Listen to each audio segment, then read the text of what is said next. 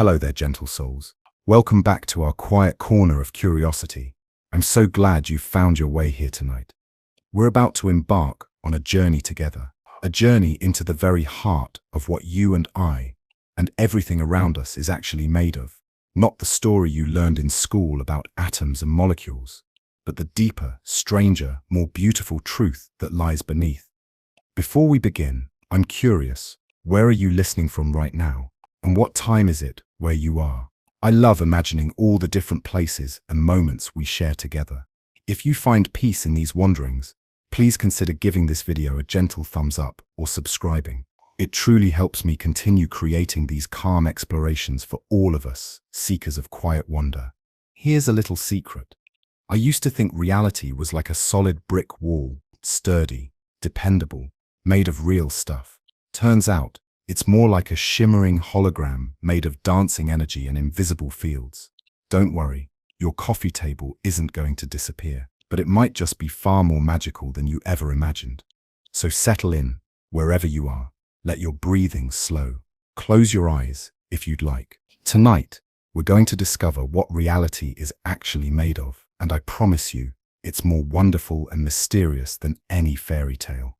Imagine, if you will, that you could shrink yourself down to the size of a speck of dust, then smaller still, until you were tiny enough to walk through the spaces inside an atom. What would you find there? Perhaps you're picturing something like a miniature solar system, with electrons orbiting a central nucleus, like planets around the sun. This is how we often imagine atoms, and it's a beautiful picture, but reality, as it turns out, is far more enchanting. If you could somehow experience the world from this impossibly small perspective, you would find yourself in a vast, shimmering emptiness. Whole, the nucleus of the atom, containing protons and neutrons, would be like a single grain of sand sitting alone in the middle of a cathedral.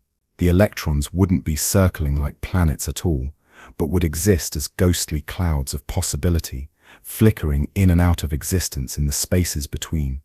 This emptiness isn't really empty, though. It's alive with energy, pulsing with fields and forces that connect everything to everything else. The space between the nucleus and electrons is filled with what physicists call the electromagnetic field, an invisible ocean of potential that permeates all of space. It's this field that holds atoms together, that gives them their structure, that makes chemistry possible. Think about the chair you might be sitting in right now, or the device you're listening to this on. These objects feel solid, dependable, real, yet they are made of atoms, and atoms are made mostly of this dancing emptiness. If you could remove all the empty space from all the atoms in your body, you would become smaller than a grain of sand. All of humanity, compressed this way, would fit into the space of a sugar cube. This revelation used to disturb me deeply. If we're mostly empty space, what holds us together? What makes us feel solid? The answer is both simple and profound. Forces. The electromagnetic force creates an invisible shield around every atom, a bubble of influence that other atoms cannot penetrate. When your hand touches a table, you're not actually touching the table at all. The electromagnetic fields around the atoms in your hand are pushing against the electromagnetic fields around the atoms in the table, creating the sensation of solidity. It's like two bubbles bumping into each other. They can't merge, can't pass through each other, but they can press against each other and create the feeling of contact. This is why matter feels solid, even though it's mostly empty space. We live in a world of invisible forces, dancing through vast expanses of nothingness, creating the beautiful illusion of the solid world we experience. But here's where it gets even more wonderful. This emptiness isn't static, it's dynamic, alive, constantly changing. The electromagnetic field fluctuates even in the deepest vacuum of space. Virtual particles pop into existence and disappear again in timescales so brief they make a lightning flash seem eternal. The vacuum itself is seething with activity, with energy, with potential. Ancient philosophers often wondered whether the world was made of atoms or of void. The answer, it turns out, is both. We are atoms dancing in the void, but we are also the void dancing in atoms. The emptiness is as real as the matter, and the matter is as empty as the void. This certainty, we exist in the space between, in the relationship between substance and nothingness, in the eternal dance of forces that creates the experience of being. So tonight, as you rest, remember that you are not a solid thing at all. You are a beautiful arrangement of energy and emptiness, a temporary pattern in the cosmic dance of forces. You are as vast as the space between stars, as intimate as the space between thoughts. You are both everything and nothing, matter and void, dancing together in the great mystery of existence. Lord, there's something almost magical about the way we learned about atoms in school. The teacher would draw neat circles on the board, showing electrons following precise paths around the nucleus, like tiny planets in their orderly orbits. It was clean, predictable, comforting, but reality, as we've begun to discover, has a different kind of beauty entirely. If you could somehow shrink down and visit an atom, you wouldn't find electrons following neat circular paths at all. Instead, you'd encounter something far more mysterious and beautiful. Clouds of probability, regions where an electron might be found, shimmering with potential. These aren't really clouds in the way we think of clouds in the sky. They're more like the ghostly afterimage of a sparkler drawn through the darkness, except the sparkler is everywhere and nowhere at once. The electron doesn't orbit the nucleus the way Earth orbits the Sun. Instead, it exists in what physicists call an orbital, a three-dimensional region of space, where the electron probably is. Some of these orbitals are spherical, like soap bubbles surrounding the nucleus. Others are shaped like dumbbells, or flowers, or other elegant forms that emerge from the mathematical poetry of quantum mechanics. But here's where it gets really strange. The electron doesn't just exist somewhere within these orbital shapes. It exists everywhere within them simultaneously, until the moment we try to observe it. To pin it down, the electron is smeared out across the entire orbital like butter spread on cosmic toast. It's not that we don't know where it is, it's that it genuinely doesn't have a definite location until we look for it. This isn't just theoretical anymore. Scientists have actually taken pictures of these electron orbitals using incredibly sensitive instruments. The images look like ghostly flowers blooming in the dark, like three-dimensional sculptures made of light and shadow. They're some of the most beautiful images science has ever produced, and they show us that atoms are not tiny solar systems at all, but something far more elegant and mysterious. The electron's journey around the nucleus is more like a dance than an orbit. It's a dance of probability, of quantum uncertainty, of being and not being. The electron exists in a state of superposition. It's in multiple places at once, following multiple paths simultaneously, until observation collapses this symphony of possibility into a single note of reality. This quantum dance has profound implications for the nature of reality itself. If electrons can exist in multiple states simultaneously, and if everything is made of atoms, then everything participates in this quantum uncertainty.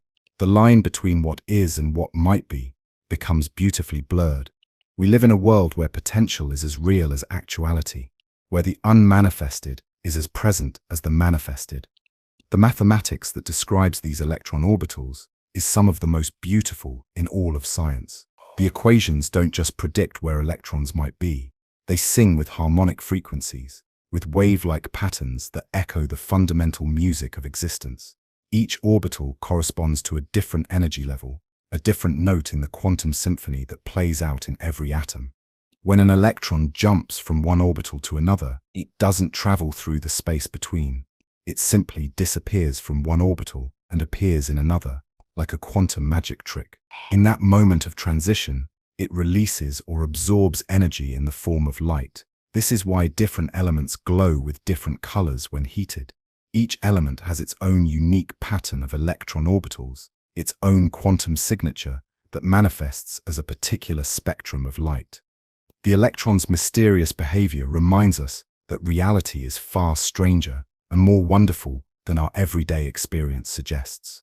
We think we live in a world of solid objects and definite locations, but at the deepest level, we live in a world of probability and potential, of quantum uncertainty and infinite possibility. As you drift towards sleep tonight, imagine the electrons in your body performing their quantum dance. They're not following predetermined paths, but exploring all possible paths simultaneously, creating the very substance of your being through their mysterious choreography. You are not just made of atoms. You are made of quantum possibility, of dancing uncertainty, of the beautiful mystery that lies at the heart of existence.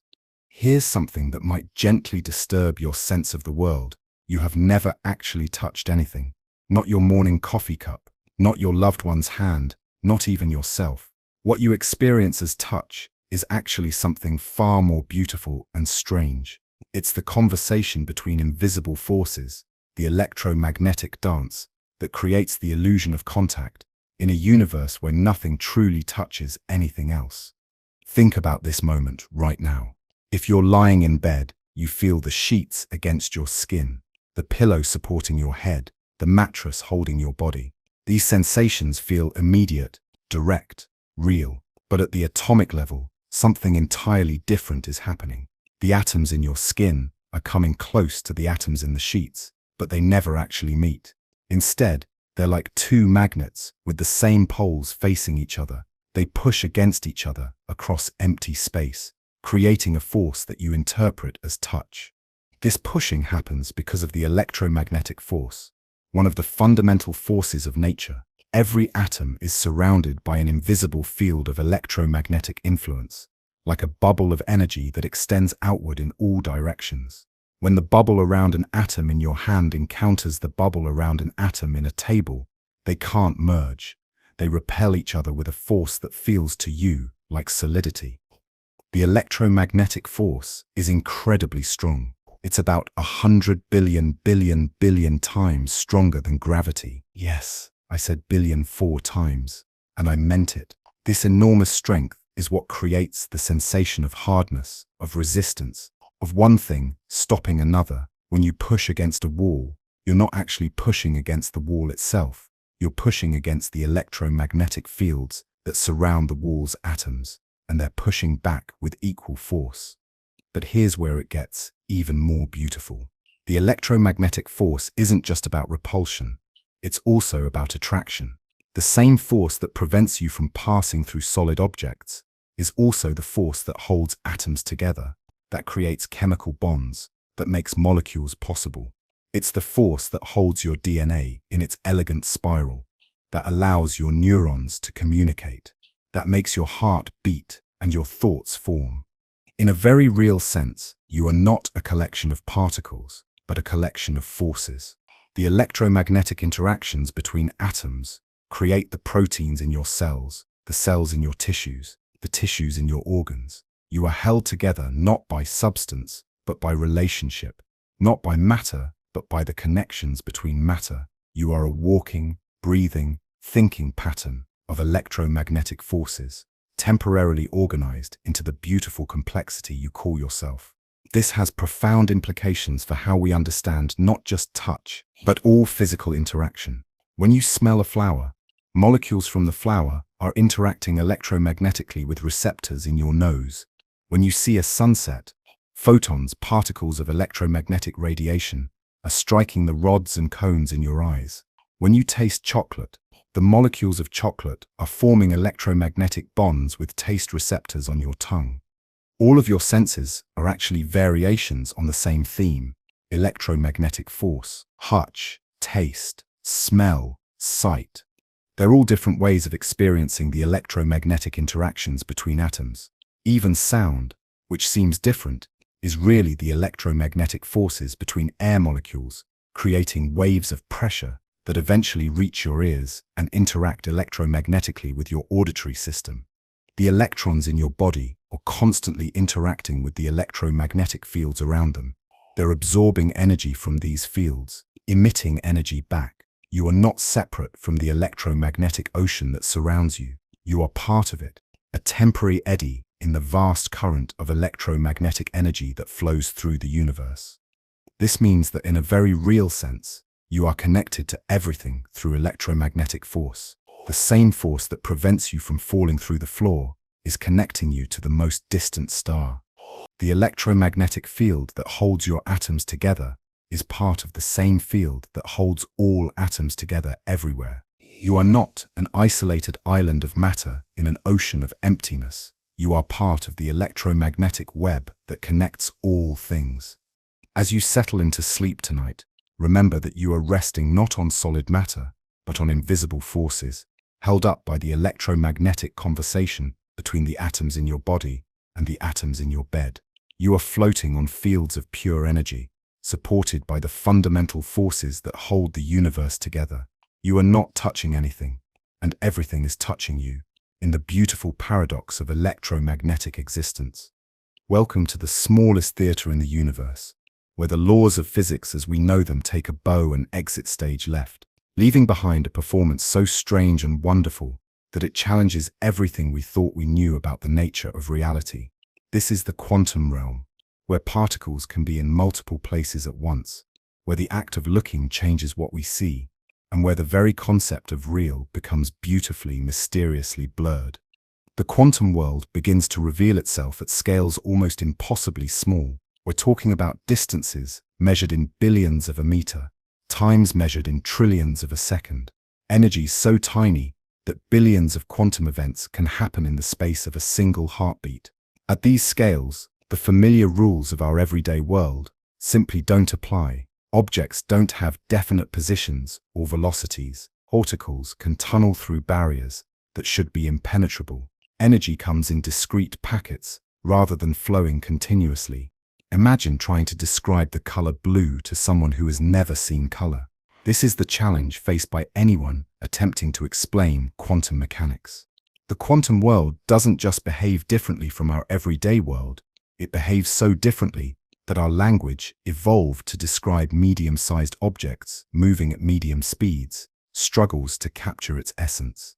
We're forced to speak in metaphors and analogies, to use words like wave and particle, even though quantum entities are neither waves nor particles as we normally understand them.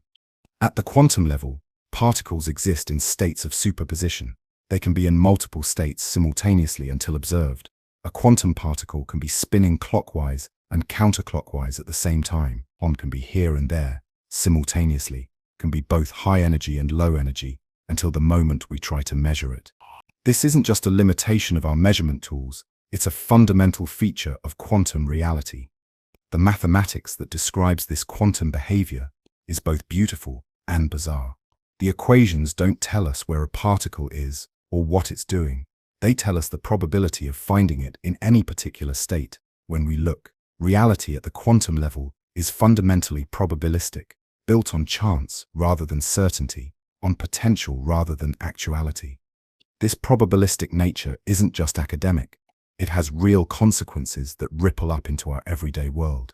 The quantum uncertainty that governs individual particles is what allows the sun to shine. Nuclear fusion in the sun's core relies on quantum tunneling, where particles can pass through energy barriers that classical physics says should be impenetrable. Without quantum mechanics, stars couldn't burn, and we wouldn't exist. The quantum world also reveals that the distinction between observer and observed, between subject and object, begins to break down. In the quantum realm, the act of measurement doesn't just reveal a pre-existing reality, it participates in creating that reality. The observer becomes part of the observed, and the boundary between the two becomes fluid, permeable, mysteriously interconnected. Quantum entanglement takes this interconnection to even stranger places. When two particles become entangled, they remain connected in a way that transcends space and time. Measure one particle, and you instantly know something about the other, no matter how far apart they are. Einstein famously called this spooky action at a distance, but experiments have confirmed that quantum entanglement is real, and it suggests that the universe is far more interconnected than our everyday experience suggests. The quantum realm also introduces us to the concept of quantum fields, invisible energy fields that permeate all of space. What we call particles are actually excitations in these fields, like waves on the surface of an ocean. The electron is an excitation in the electron field. The photon is an excitation in the electromagnetic field.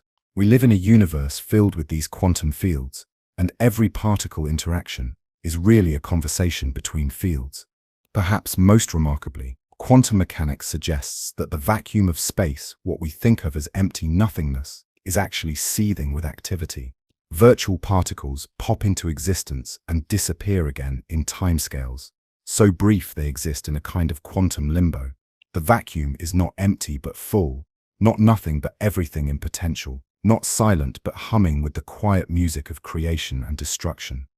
As you rest tonight, remember that you exist at the intersection of the quantum and classical worlds. The atoms in your body are quantum entities, governed by probability and uncertainty, yet they come together to create the classical experience of your thoughts, your dreams, your peaceful breathing. You are a quantum being, having a classical experience, a probability wave that has temporarily collapsed into the beautiful certainty of consciousness. There's a moment in every quantum physics student's education when they stop, put down their pencil, and stare into the distance with a look of profound confusion. It's the moment when they truly understand what quantum mechanics is telling us about the role of observation in creating reality. It's a moment that feels like stepping through a looking glass into a world where the very act of looking changes what we see. This is the observer effect, and it's one of the most profound and puzzling aspects of quantum mechanics.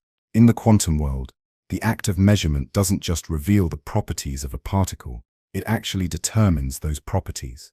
Before we look, a quantum particle exists in a superposition of all possible states. It's not that we don't know which state it's in, it's that it's genuinely in all states simultaneously. The moment we observe it, this superposition collapses into a single definite state. Consider the famous thought experiment of Schrödinger's cat. A cat is placed in a box with a quantum device that has a 50% chance of killing the cat and a 50% chance of leaving it alive. According to quantum mechanics, until we open the box and look, the cat exists in a superposition of being both alive and dead simultaneously. The act of observation, opening the box, causes the quantum superposition to collapse into one definite state. The cat is either alive or dead, but not both. This might sound like philosophical nonsense, but it's been confirmed by countless experiments. When scientists shoot photons through a double-slit experiment, the photons behave like waves and create an interference pattern, but only when no one is watching which slit they go through. The moment someone sets up a detector to observe which path the photon takes, the wave-like behavior disappears, and the photon behaves like a particle, going through one slit or the other, but not both. The implications of this are staggering. It suggests that reality, as we understand it, doesn't exist independently of observation. The universe doesn't have definite properties until someone or something observes it. This doesn't necessarily mean consciousness is required. Any interaction that could potentially provide information about a quantum system can cause the wave function to collapse. But it does mean that the universe is far more participatory than we ever imagined. This participatory nature of reality raises profound questions about the relationship between mind and matter, between consciousness and the physical world. If observation plays a fundamental role in determining reality, then observers, including conscious observers, are not separate from the reality they observe, but active participants in its creation. We're not just watching the universe, we're helping to create it through our observations. Some interpretations of quantum mechanics go even further, suggesting that consciousness might play a special role in the collapse of quantum superpositions. This idea, while controversial, has been explored by physicists like Eugene Wigner and Henry Stapp. They propose that conscious observation might be what actually causes quantum superpositions to collapse into definite states. In this view, consciousness isn't just along for the ride, it's an active participant in the creation of reality. But observation in the quantum world isn't limited to conscious observers. Any interaction that could potentially provide information about a quantum system can cause decoherence, or the process, halved process by which quantum superpositions break down into classical definite states. The environment itself is constantly observing quantum systems, causing them to lose their quantum properties and behave more classically. This is why we don't see quantum superpositions in everyday life. The warm, noisy environment we live in is constantly interacting with quantum systems, causing them to decohere almost instantly. A quantum superposition of states might last for nanoseconds or less in typical conditions. It's only in carefully controlled laboratory environments, isolated from environmental interaction, that quantum superpositions can persist long enough to be observed and studied. The observer effect also tells us something profound about the nature of information and reality. In the quantum world, information isn't just something we gather about reality. It's something that helps create reality. The potential for information to exist, even if it's never actually gathered, can affect the behavior of quantum systems. This suggests that information might be as fundamental to the universe as matter and energy. As you drift towards sleep tonight, consider the profound implications of the observer effect. Your very existence as a conscious observer is participating in the creation of reality. Every time you look at the world around you, you're not just passively receiving information, you're actively participating in the ongoing creation of the universe. The boundary between observer and observed, between mind and matter, between consciousness and cosmos, becomes beautifully, mysteriously blurred. You are not separate from the reality you observe. You are part of it, helping to create it through your observations, your interactions, your very presence in the universe. Sleep peacefully knowing that you are not just a witness to reality, but an active participant in its endless creation. Imagine, if you will, a universe where certainty is the exception rather than the rule, where the fundamental nature of reality is built not on solid facts, but on shifting probabilities, where the very concept of knowing becomes a dance with uncertainty. This is the world revealed by quantum mechanics, a world where particles exist in clouds of possibility until the moment we try to pin them down. In our everyday experience, we're accustomed to definite answers. A coin is either heads or tails. A light switch is either on or off. A door is either open or closed. But in the quantum realm, these either-or categories break down into something far more nuanced and mysterious. A quantum particle can be in a superposition of states, simultaneously existing in multiple conditions, until the moment we observe it. The mathematics of quantum mechanics describes these quantum states using something called a wave function. But don't let the word wave fool you. The wave function isn't a physical wave moving through space. It's a mathematical description of probability, a kind of equation that tells us not where a particle is, but where it might be, and with what likelihood. The wave function is like a mathematical cloud of possibility, with denser regions representing higher probabilities and thinner regions representing lower ones. When we say an electron exists in a probability cloud around an atomic nucleus, we're not just admitting ignorance about its precise location. We're acknowledging that the electron genuinely doesn't have a definite position until we measure it. The probability cloud is the electron's reality. It's spread out across all possible locations, existing in a state of quantum superposition that defies our everyday intuition about how things should behave. This uncertainty isn't a limitation of our measuring instruments or a consequence of our ignorance. It's built into the very fabric of reality itself. Werner Heisenberg discovered that there are fundamental limits to how precisely we can know certain pairs of properties simultaneously. The more precisely we know a particle's position, the less precisely we can know its momentum, and vice versa. This isn't just a practical limitation, it's a fundamental feature of quantum reality. The uncertainty principle tells us that the universe is fundamentally fuzzy at its smallest scales. Particles don't have definite positions and velocities simultaneously.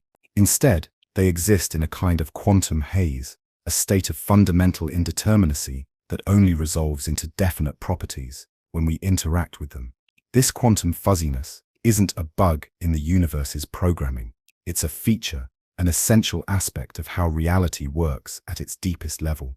But here's where it gets really beautiful. This quantum uncertainty isn't chaotic or random in the way we normally think of randomness.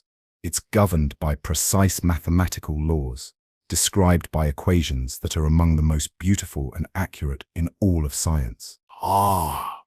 History. The uncertainty is structured, patterned, elegant. It's as if the universe has found a way to be both fundamentally unpredictable and perfectly lawful at the same time. The wave function evolves according to the Schrödinger equation, a mathematical masterpiece that describes how quantum probabilities change over time. The equation is deterministic. Given the initial wave function, we can predict exactly how it will evolve. But what it predicts is not definite outcomes, but probability distributions. The universe is deterministic about uncertainty, lawful about randomness, precise about imprecision. This quantum uncertainty has profound implications for our understanding of causality and determinism.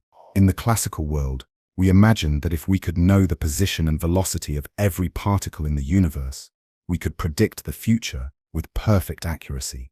But quantum mechanics tells us that such knowledge is impossible in principle. The universe is fundamentally unpredictable, not because of our limitations, but because unpredictability is woven into the very fabric of reality.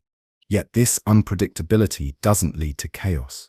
Instead, it leads to a kind of structured randomness that allows for genuine creativity and novelty in the universe. Quantum uncertainty is what allows for the spontaneous processes that power radioactive decay, that enable chemical reactions, that make life possible. Without quantum uncertainty, the universe would be a frozen, predetermined clockwork mechanism. With it, the universe becomes a creative, evolving, endlessly surprising dance of possibility. The quantum world also reveals that the boundary between the possible and the actual is much more fluid than we might expect. Virtual particles constantly pop into existence and disappear again in the quantum vacuum. These aren't real particles in the classical sense.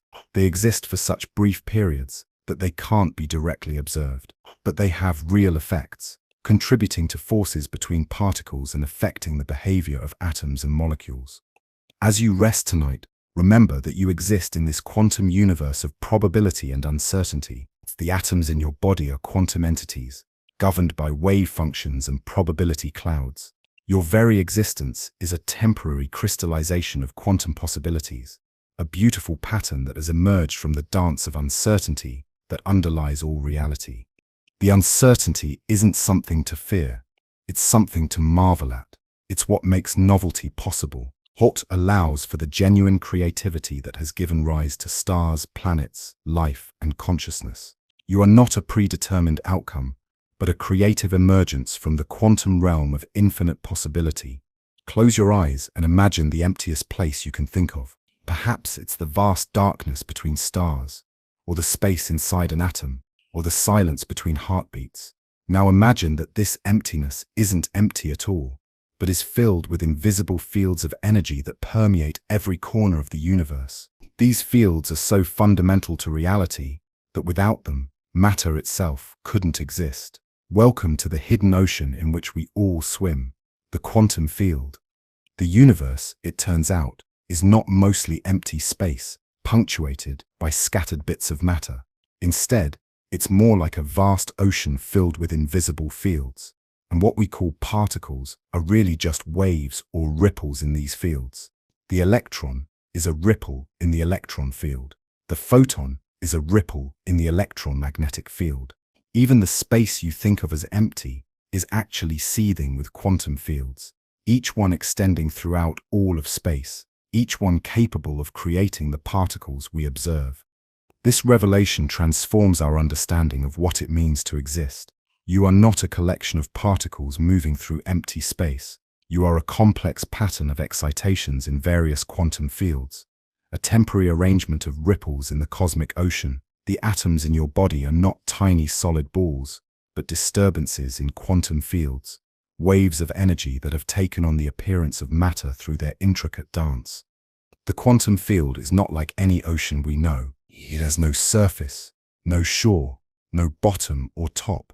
It extends infinitely in all directions, filling every point in space with its presence. It's not made of water or any substance we can touch or see.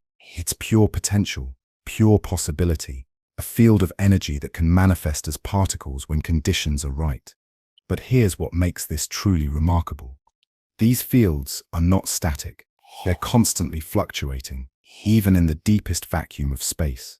What we call empty space is actually bubbling with activity as quantum fields fluctuate at the smallest scales. Virtual particles pop into existence, and disappear again in timescales, so brief they exist in a kind of quantum limbo. The vacuum itself is alive with energy, with potential, with the constant creation and destruction of virtual particles. These quantum fluctuations aren't just theoretical curiosities. They have real, measurable effects on the world around us.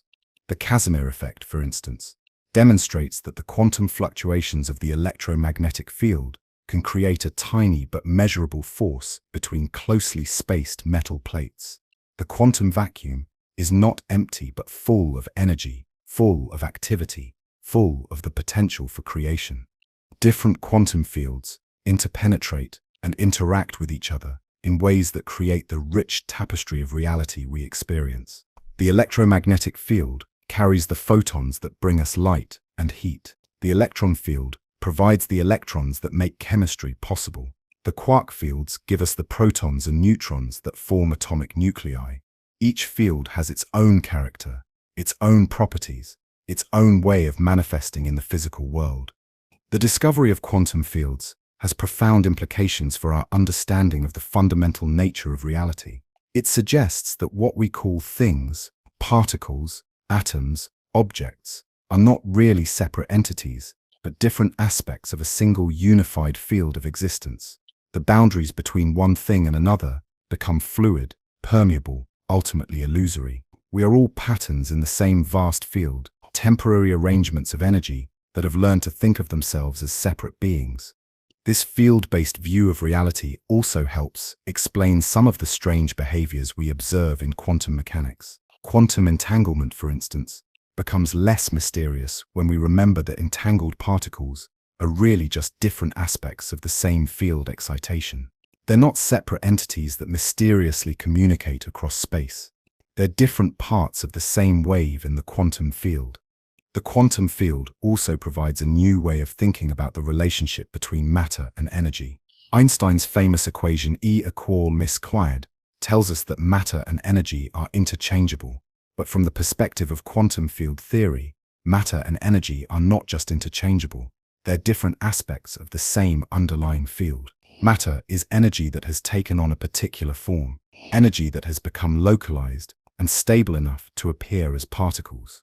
As you settle into sleep tonight, imagine yourself floating in this invisible ocean of quantum fields. Feel the electron field humming through your body, the electromagnetic field carrying information between your neurons, the various quantum fields that make up your very being. You are not floating in empty space, but swimming in an ocean of pure potential, surrounded by the invisible fields that make existence possible.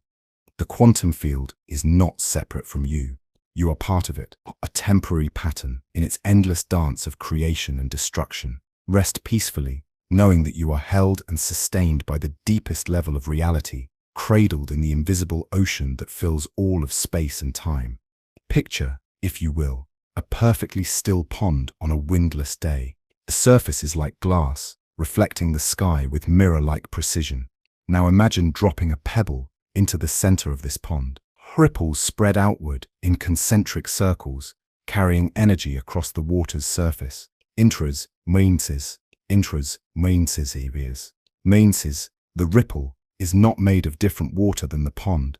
It is the pond, temporarily organized into a wave pattern that travels across the surface. This image gives us a beautiful way to understand one of the most profound insights of modern physics. Particles are not tiny solid objects moving through empty space.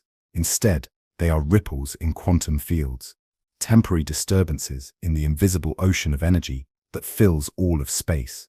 The electron is not a small ball of matter. It's a ripple in the electron field. The photon is not a particle of light. It's a wave in the electromagnetic field. This revelation completely transforms our understanding of what it means to be a particle. When we say an electron exists, we're really saying that the electron field has become excited at a particular location, creating a wave pattern that we interpret as a particle. The electron doesn't have the field. The electron is the field, locally organized into a stable pattern of energy. But these quantum field ripples are unlike any waves we experience in everyday life. A wave on a pond is a disturbance that travels across the surface of the water. A quantum field ripple is a disturbance that can behave like a localized particle while still maintaining its wave-like properties.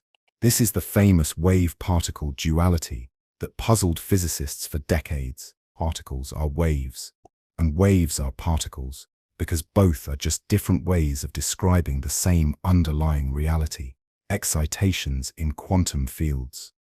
The mathematics that describes these field excitations is breathtakingly elegant.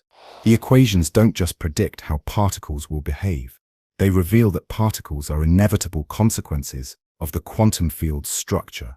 When you solve the equations that describe a quantum field, particles emerge naturally from the mathematics, like harmonics emerging from a vibrating string.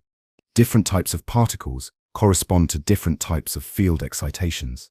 A photon is a quantum of excitation in the electromagnetic field, the smallest possible ripple that can exist in that field. An electron is a quantum of excitation in the electron field. Wicho ejo amediscendia in seer. A quark is a quantum of excitation in the quark field. Each type of particle represents a different way that the underlying quantum field can become excited. The creation and destruction of particles becomes, in this view, simply the creation and destruction of ripples in quantum fields. When a particle is created, it's because energy has been added to a field, creating a new ripple. When a particle is destroyed, it's because the ripple has dissipated, transferring its energy to other fields. The conservation of energy becomes the conservation of field excitations. Energy can't be created or destroyed, only transferred from one field to another. This field-based understanding of particles also helps explain some of the strange behaviors we observe in quantum mechanics. When particles tunnel through barriers, they're not really solid objects passing through solid walls.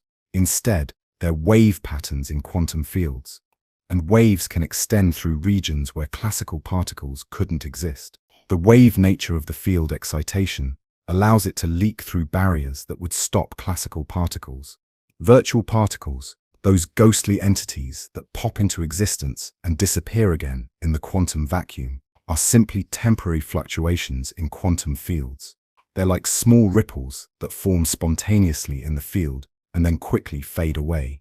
These virtual particles aren't real in the sense that they can't be directly observed, but they have real effects on the behavior of other particles and fields. The interaction between particles is really the interaction between ripples in different quantum fields. When two particles collide, their respective field excitations interact, sometimes combining, sometimes separating, sometimes transforming into excitations in different fields. Interaction between sometimes superwis prei, sephiri distaring, the entire zoo of particle interactions that we observe in physics experiments is really a complex dance of ripples in various quantum fields. This field-based view of particles also gives us new insights into the nature of mass. In the classical view, mass is an intrinsic property of particles, something they just have. But in quantum field theory, mass emerges from the way field excitations interact with other fields, particularly the Higgs field. A particle has mass because its field excitation interacts with the Higgs field, which permeates all of space. As you rest tonight, remember that you are not made of separate particles, but of ripples in quantum fields. The electrons in your atoms are excitations in the electron field. The photons carrying information in your nervous system are excitations in the electromagnetic field. The quarks in your atomic nuclei are excitations in the quark fields. You are a complex symphony of field excitations, a temporary pattern in the cosmic ocean of quantum fields. These ripples that make up your being are not separate from the fields that contain them. They are the fields, temporarily organized into the beautiful pattern you call yourself. Rest peacefully knowing that you are both wave and particle, both energy and matter, both temporary and eternal in the endless dance of quantum fields. There's a field that touches everything in the universe, every particle, every atom, every cell in your body. It's invisible, intangible, impossible to directly perceive, yet without it, nothing would have mass. Atoms couldn't form, and the universe would be a thin soup of massless particles racing around at the speed of light. This is the Higgs field, and it's one of the most beautiful and mysterious aspects of the quantum realm. Imagine, if you will, the entire universe filled with a cosmic molasses, not the sticky brown syrup we know, but an invisible field that permeates all of space. As particles move through this field, they interact with it, and this interaction is what gives them mass.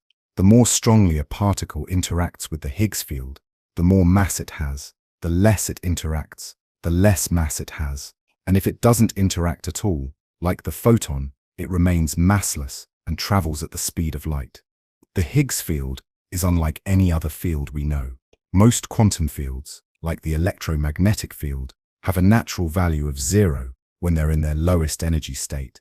But the Higgs field has a non-zero value even in its lowest energy state. While the Higgs field has a non-zero value even in its lowest energy state. It fills all of space with a constant, uniform field strength, like a cosmic background that never goes away. This non-zero value is what gives the Higgs field its mass-giving properties. The discovery of the Higgs field was one of the greatest triumphs of modern physics. For decades, physicists knew that particles must acquire mass somehow, but they couldn't explain how. The standard model of particle physics could explain almost everything about the behavior of particles, but it couldn't explain why particles have the masses they do.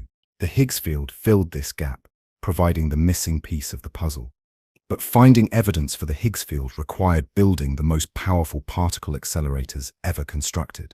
The Large Hadron Collider, stretching 27 kilometers in circumference beneath the border between France and Switzerland, was built primarily to detect the Higgs boson, the particle that represents excitations in the Higgs field. In 2012, after decades of searching, Purdue's scientists finally detected the Higgs boson, confirming the existence of the field that gives everything its mass. This Higgs field operates through a beautiful mechanism. When particles move through space, they're constantly interacting with the Higgs field. These interactions slow them down, making them behave as if they have mass. It's not that the Higgs field adds mass to particles like loading cargo onto a truck. Instead, it's that the interaction between particles and the Higgs field creates the property we call mass. Different particles interact with the Higgs field in different ways. The electron interacts relatively weakly with the Higgs field, giving it a small mass. The W and Z bosons, which carry the weak nuclear force, interact much more strongly with the Higgs field, giving them much larger masses. The photon doesn't interact with the Higgs field at all, which is why it remains massless and travels at the speed of light. The Higgs field also plays a crucial role in the formation of atoms and molecules. Without mass, particles would all travel at the speed of light, and they couldn't slow down enough to form bound states. Atoms couldn't exist, molecules couldn't form, and the complex chemistry that makes life possible would be impossible. The Higgs field, by giving particles mass, allows them to slow down and interact with each other in the ways that create the rich structure of the physical world. But the Higgs field is not just a passive background that particles move through. It's dynamic, capable of fluctuating and changing. The Higgs boson that was discovered at the Large Hadron Collider is a quantum of excitation in the Higgs field, a ripple in the cosmic molasses that can be created and detected under the right conditions. These Higgs boson ripples are incredibly unstable, lasting only a tiny fraction of a second before decaying into other particles. The Higgs field also has profound implications for the early universe. In the first moments after the Big Bang, the universe was so hot and energetic that the Higgs field couldn't settle into its current state. Particles had no mass and traveled at the speed of light. As the universe cooled, the Higgs field underwent a phase transition, settling into its current non-zero value and giving particles their masses for the first time. This phase transition, known as electroweak symmetry breaking, was one of the most important events in cosmic history. It's what allowed the universe to transition from a hot soup of massless particles to a cosmos where massive particles could form atoms, stars, and eventually life. The Higgs field, in a very real sense, made the universe as we know it possible. As you drift towards sleep tonight, remember that you are constantly surrounded by and interpenetrated by the Higgs field. Every particle in your body is interacting with this invisible field. And these interactions are what give you mass, what make you substantial, what allow you to exist as a stable pattern in the cosmic dance. The Higgs field is holding you together, giving you weight, making you real in a universe that would otherwise be empty of substance. Rest peacefully in the Higgs field's cosmic embrace, knowing that you are sustained by one of the most fundamental forces in the universe. If you could peer behind the curtain of reality, beyond the appearance of solid objects and empty space, beyond the dance of particles and waves, you would discover something profound. Everything is energy, not just the obvious forms like sunlight and electricity, but everything, your morning coffee, the chair you're sitting in, the thoughts flowing through your mind right now. Energy is the fundamental currency of existence, the common thread that weaves together all the diverse phenomena of the universe. Energy is perhaps the most democratic concept in all of physics. It doesn't discriminate between matter and radiation, between the living and the non-living, between the microscopic and the cosmic. A photon of light carries energy. A moving car carries energy. A sleeping cat carries energy. Even the space between atoms, that seemingly empty void, seethes with zero-point energy. The quantum fluctuations that prevent the universe from ever being truly still. But energy is not a thing in the way we normally think of things. You can't hold energy in your hand or put it in a box. Instead, energy is a property, a capacity, a potential for causing change. It's the ability to do work, to make things happen, to transform one form of matter or motion into another, in a very real sense. Energy is pure action, pure becoming, pure potential waiting to be realized. The universe operates on what we might call an energy economy. Energy can be neither created nor destroyed, only transformed from one form to another. This is the first law of thermodynamics, and it's one of the most fundamental principles in all of science. The total amount of energy in the universe remains constant, but it's constantly changing forms, flowing from one system to another, like water flowing through an elaborate network of streams and rivers. Consider the energy flowing through your body right now. The chemical energy stored in the food you ate is being converted into the mechanical energy of your heartbeat, the electrical energy of your nervous system, the thermal energy that keeps you warm. Your thoughts themselves are patterns of electrical and chemical energy flowing through your brain. You are not just a collection of matter. You are a temporary arrangement of energy, a beautiful pattern in the cosmic flow of energy transformation. The forms that energy can take are wonderfully diverse. Kinetic energy is the energy of motion, from the movement of planets in their orbits to the vibration of atoms in a crystal. Potential energy is stored energy, like the energy in a stretched spring or a book held above the ground. Chemical energy is stored in the bonds between atoms, waiting to be released in chemical reactions. Nuclear energy is locked in the hearts of atoms, released when nuclei split or fuse. But perhaps the most mysterious form of energy is the energy of empty space itself. Quantum mechanics tells us that even the vacuum of space is not truly empty, but filled with zero-point energy, the unavoidable quantum fluctuations that arise from the uncertainty principle. This vacuum energy is not just theoretical. It has measurable effects, like the Casimir force that can push together closely spaced metal plates. The vacuum itself is alive with energy, with the potential for creation and transformation. The relationship between energy and time is particularly profound. Energy and time are conjugate variables in quantum mechanics, related by the uncertainty principle. Just as we cannot know both the position and momentum of a particle with perfect precision, we cannot know both the energy and the time duration of a quantum event with perfect precision. This energy-time uncertainty is what allows virtual particles to pop into existence for brief moments, borrowing energy from the vacuum as long as they pay it back quickly enough. Energy also flows through the universe in beautiful patterns and cycles. The sun's nuclear fusion converts mass into energy, which travels to Earth as electromagnetic radiation.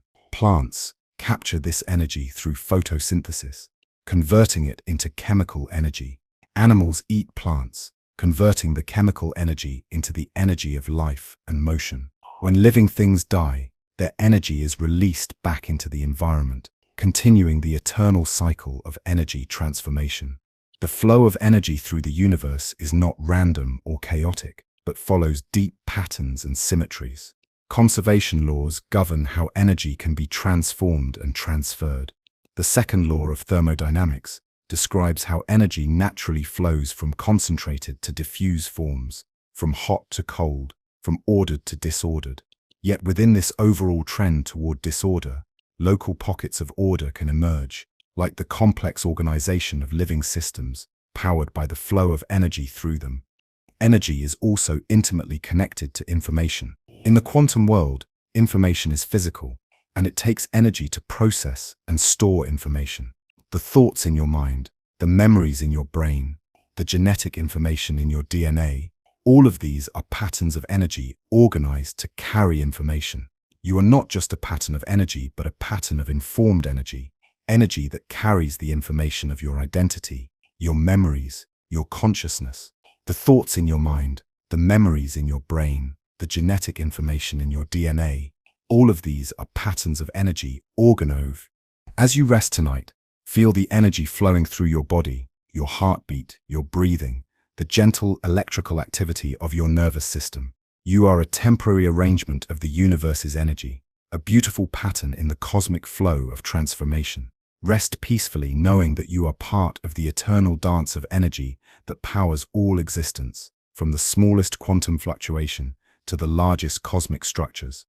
There's an equation so famous that it's known even to people who have never studied physics, so simple that it can be written in just 5 symbols, yet so profound that it revolutionized our understanding of reality itself. E equal mx equal. Perhaps no other equation in the history of science has had such far-reaching implications for our understanding of the universe. It tells us that mass and energy are not separate things, but different aspects of the same underlying reality. When Einstein first derived this equation in 1905, he was essentially telling us that matter is frozen energy, and energy is liberated matter. The c in the equation represents the speed of light, and since this is a very large number, about 300 million meters per second, and it's squared in the equation, it means that even a tiny amount of mass contains an enormous amount of energy. A single paper clip contains enough energy to power a city for weeks, if we could figure out how to release it completely. But Einstein's equation is not just about nuclear bombs and nuclear power, though those are certainly dramatic applications. It's about the fundamental nature of reality itself. It tells us that the distinction between matter and energy, which seems so obvious in our everyday experience, is not fundamental.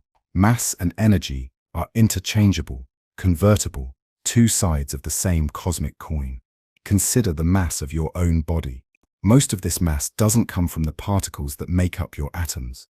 It comes from the energy that holds those particles together. The protons and neutrons in your atomic nuclei are held together by the strong nuclear force, and the energy of this binding contributes to the mass of the nucleus. In fact, if you could somehow remove all the binding energy from the atoms in your body, you would lose about 1% of your mass. You are literally held together by energy converted to mass. The equation also reveals something beautiful about the nature of light. Photons, the particles of light, have no mass at all, yet they carry energy, and according to E equal Mixin, this energy gives them a kind of effective mass when they interact with matter. Light can push on objects, exerting radiation pressure. Light can even bend under the influence of gravity, not because photons have mass, but because energy itself responds to gravitational fields. The sun provides a perfect example of E equal Mixard in action. Every second, the sun converts about 4 million tons of mass into energy through nuclear fusion. This mass doesn't disappear. It's converted into the energy that powers the sun's light and heat. The sunlight that warms your face began as mass in the sun's core, converted to energy by the fusion process, and then traveled 93 million miles through space to reach you. You are literally being warmed by converted mass. But Abe is equal Mescud also operates in more subtle ways throughout the universe. When you walk, you're converting chemical energy from your food into kinetic energy of motion. According to Einstein's equation, this means you're very slightly converting mass into energy and energy into mass. When you gain speed, you gain mass, though the effect is negligible at everyday speeds. When you slow down, you lose mass. The energy of your motion contributes to your total mass energy. The equation also tells us something profound about the early universe. In the first moments after the Big Bang, the universe was filled with pure energy, no particles, no atoms, no structure, just energy in its most fundamental form. As the universe cooled, this energy began to condense into particle-antiparticle pairs, converting energy into matter. The matter we see today, including the matter in your body, is essentially crystallized energy from the Big Bang. Particle accelerators around the world routinely demonstrate cool mix E by creating new particles from pure energy. When high-energy particles collide, their kinetic energy can be converted into the mass of new particles that didn't exist before the collision. These experiments are literally creating matter from energy, demonstrating the truth of Einstein's equation in the most direct way possible. The equation also has profound implications for our understanding of conservation laws. Before Einstein, scientists believed in the separate conservation of mass and energy. Mass could neither be created nor destroyed, and energy could neither be created nor destroyed. Einstein showed us that these are really the same conservation law in disguise. Mass energy is conserved, but mass and energy separately can be created and destroyed, as long as the total mass energy remains constant. This mass-energy equivalence also gives us new insights into the nature of black holes. When matter falls into a black hole, it's not simply destroyed, it's converted into the gravitational field energy of the black hole. The mass of the black hole increases, and its gravitational field becomes stronger. In a sense, the matter becomes part of the curved space-time around the black hole, its mass energy contributing to the geometry of space itself. As you settle into sleep tonight, remember that you are not just made of matter, but of crystallized energy. The atoms in your body are packets of energy, held together by more energy. Your thoughts are patterns of energy flowing through your brain. Your very existence is a temporary arrangement of the universe's energy, a beautiful pattern in the cosmic dance of mass and energy transformation. Rest peacefully knowing that you are part of the eternal equation that governs all existence, connected to the stars through the fundamental equivalence of mass and energy, held together by the same forces that power the sun and shape the cosmos. In all the apparent chaos of the universe, stars exploding, particles colliding, galaxies spinning through space, there's one thing that remains beautifully constant: the total amount of energy never changes. Not a single joule is ever created or destroyed, only transformed from one form to another in an eternal dance of conservation that has been going on since the Big Bang and will continue until the end of time. This is the principle of energy conservation, and it's one of the most profound and beautiful laws in all of physics. It tells us that the universe is not wasteful, not careless with its energy. Every photon of light, every movement of an electron, every beat of your heart is part of a vast cosmic accounting system that never loses track of a single unit of energy. The energy that powers your thoughts right now has been recycling through the universe for billions of years. Imagine energy as a cosmic currency that can never be printed or destroyed, only exchanged. When you lift a book, you're converting chemical energy from your muscles into gravitational potential energy stored in the book's elevated position. When you drop the book, that potential energy converts back into kinetic energy of motion, then into heat and sound when it hits the ground. The energy hasn't disappeared, it's just changed its form, scattered into the thermal motion of molecules and sound waves traveling through the air. The sun provides a magnificent example of energy conservation on a cosmic scale. Every second, it converts about 4 million tons of mass into energy through nuclear fusion. This energy travels through space as electromagnetic radiation, some of which reaches Earth. Plants capture this energy through photosynthesis, converting it into chemical energy stored in their tissues. When you eat plants or animals that ate plants, you're incorporating energy that began as mass in the sun's core, traveled 93 million miles through space, and is now powering your body's processes. But energy conservation goes deeper than just the obvious transformations we can see. Even at the quantum level, where particles pop into existence and disappear again, energy is conserved. Virtual particles can borrow energy from the vacuum, but they must pay it back within the time limits set by the uncertainty principle. The quantum vacuum itself is subject to energy conservation. It can fluctuate and create temporary particle-antiparticle pairs, but the total energy remains constant. The conservation of energy is intimately connected to the structure of spacetime itself. According to Noether's theorem, one of the most beautiful results in mathematical physics, every conservation law corresponds to a symmetry in the laws of physics. The conservation of energy arises from the fact that the laws of physics don't change over time.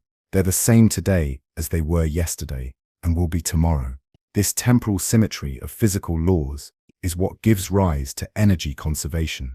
Energy conservation also plays a crucial role in the evolution of the universe. In the early universe, when temperatures were incredibly high, energy existed primarily in the form of radiation.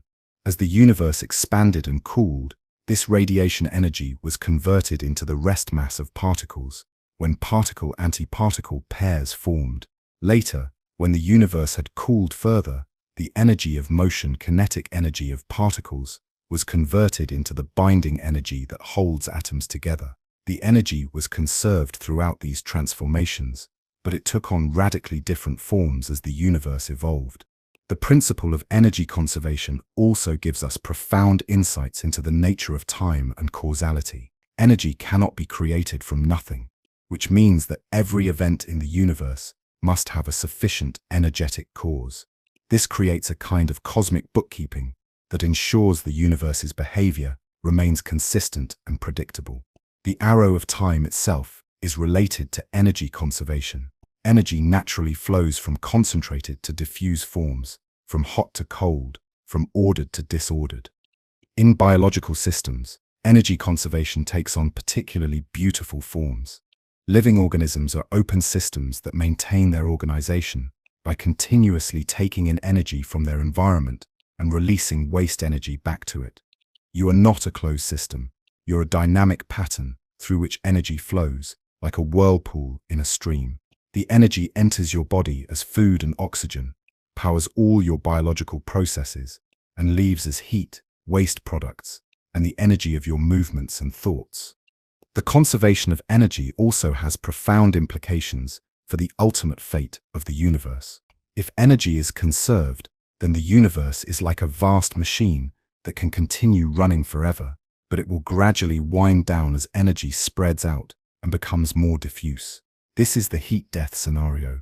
Not that the universe will become hot, but that all energy will eventually be distributed evenly throughout space, with no energy gradients left to power the complex processes that create stars, planets, and life. Yet even in this far future, energy will still be conserved.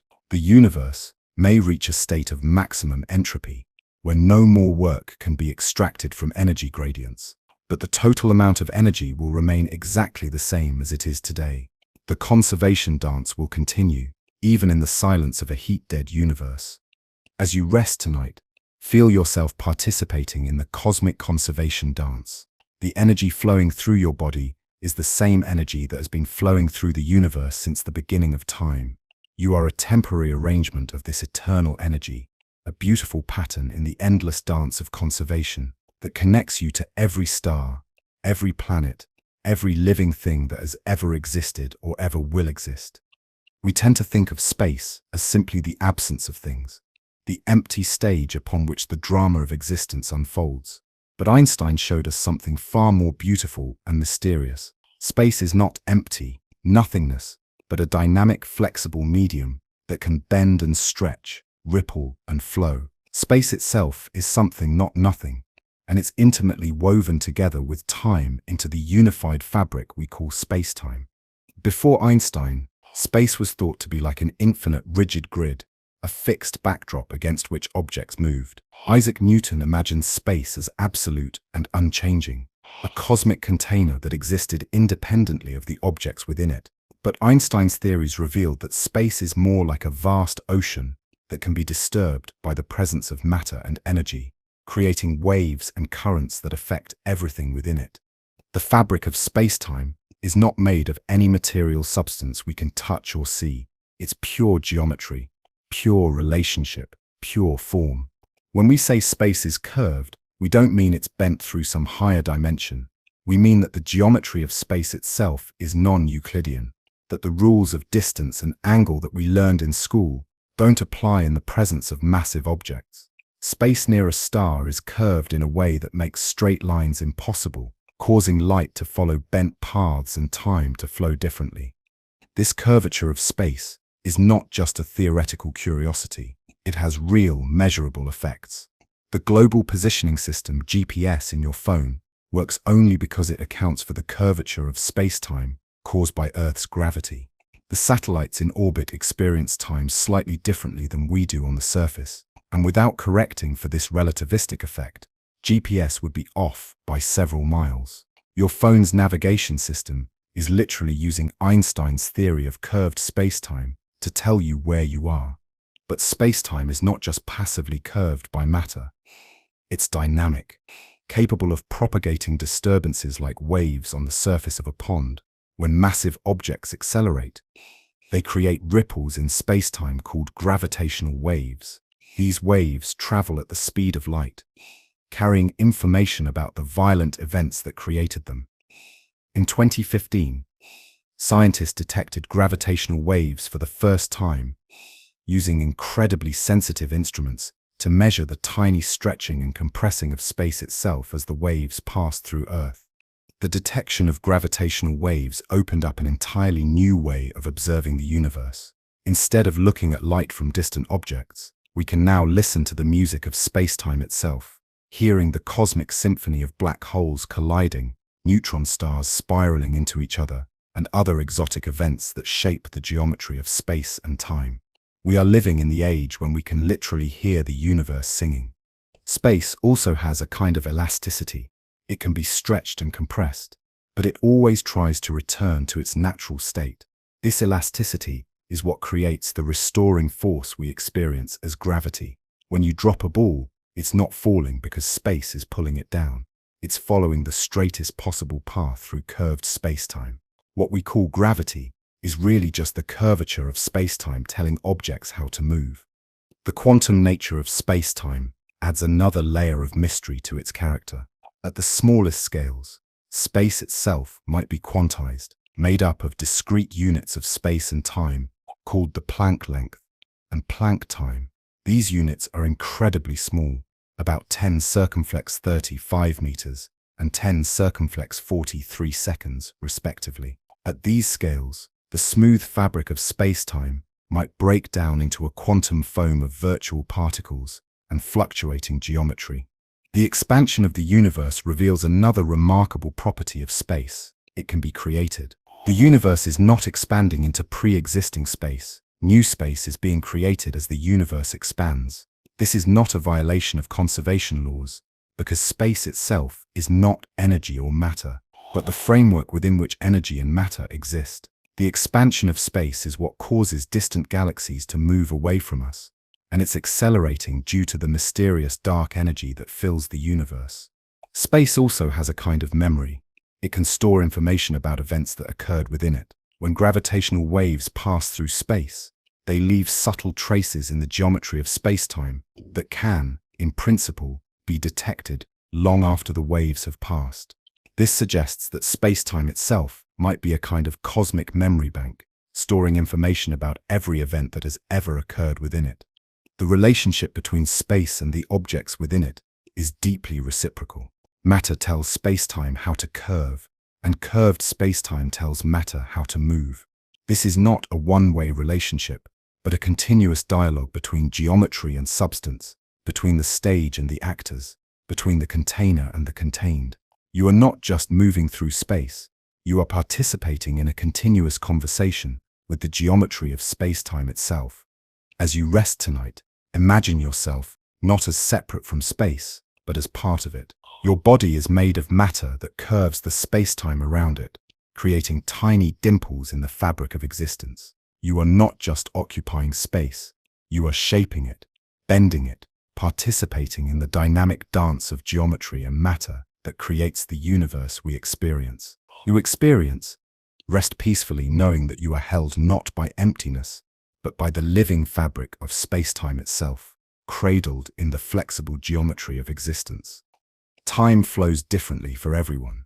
This isn't a poetic metaphor about how time seems to slow down when you're bored or speed up when you're having fun. It's a literal, measurable fact about the nature of reality itself. Einstein showed us that time is not the universal absolute constant we once thought it was, but something far more fluid and mysterious. Time is relative, personal, and intimately connected to space in ways that transform our understanding of existence itself.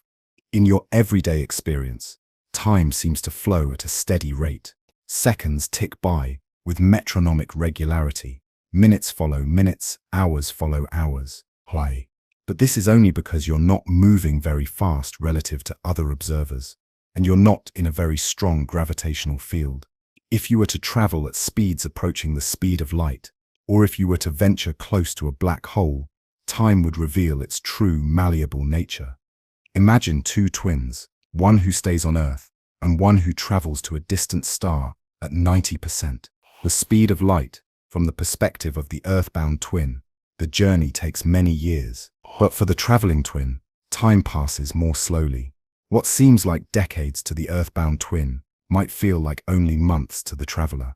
When the traveling twin returns, they will have aged less than their earthbound sibling. This is not science fiction.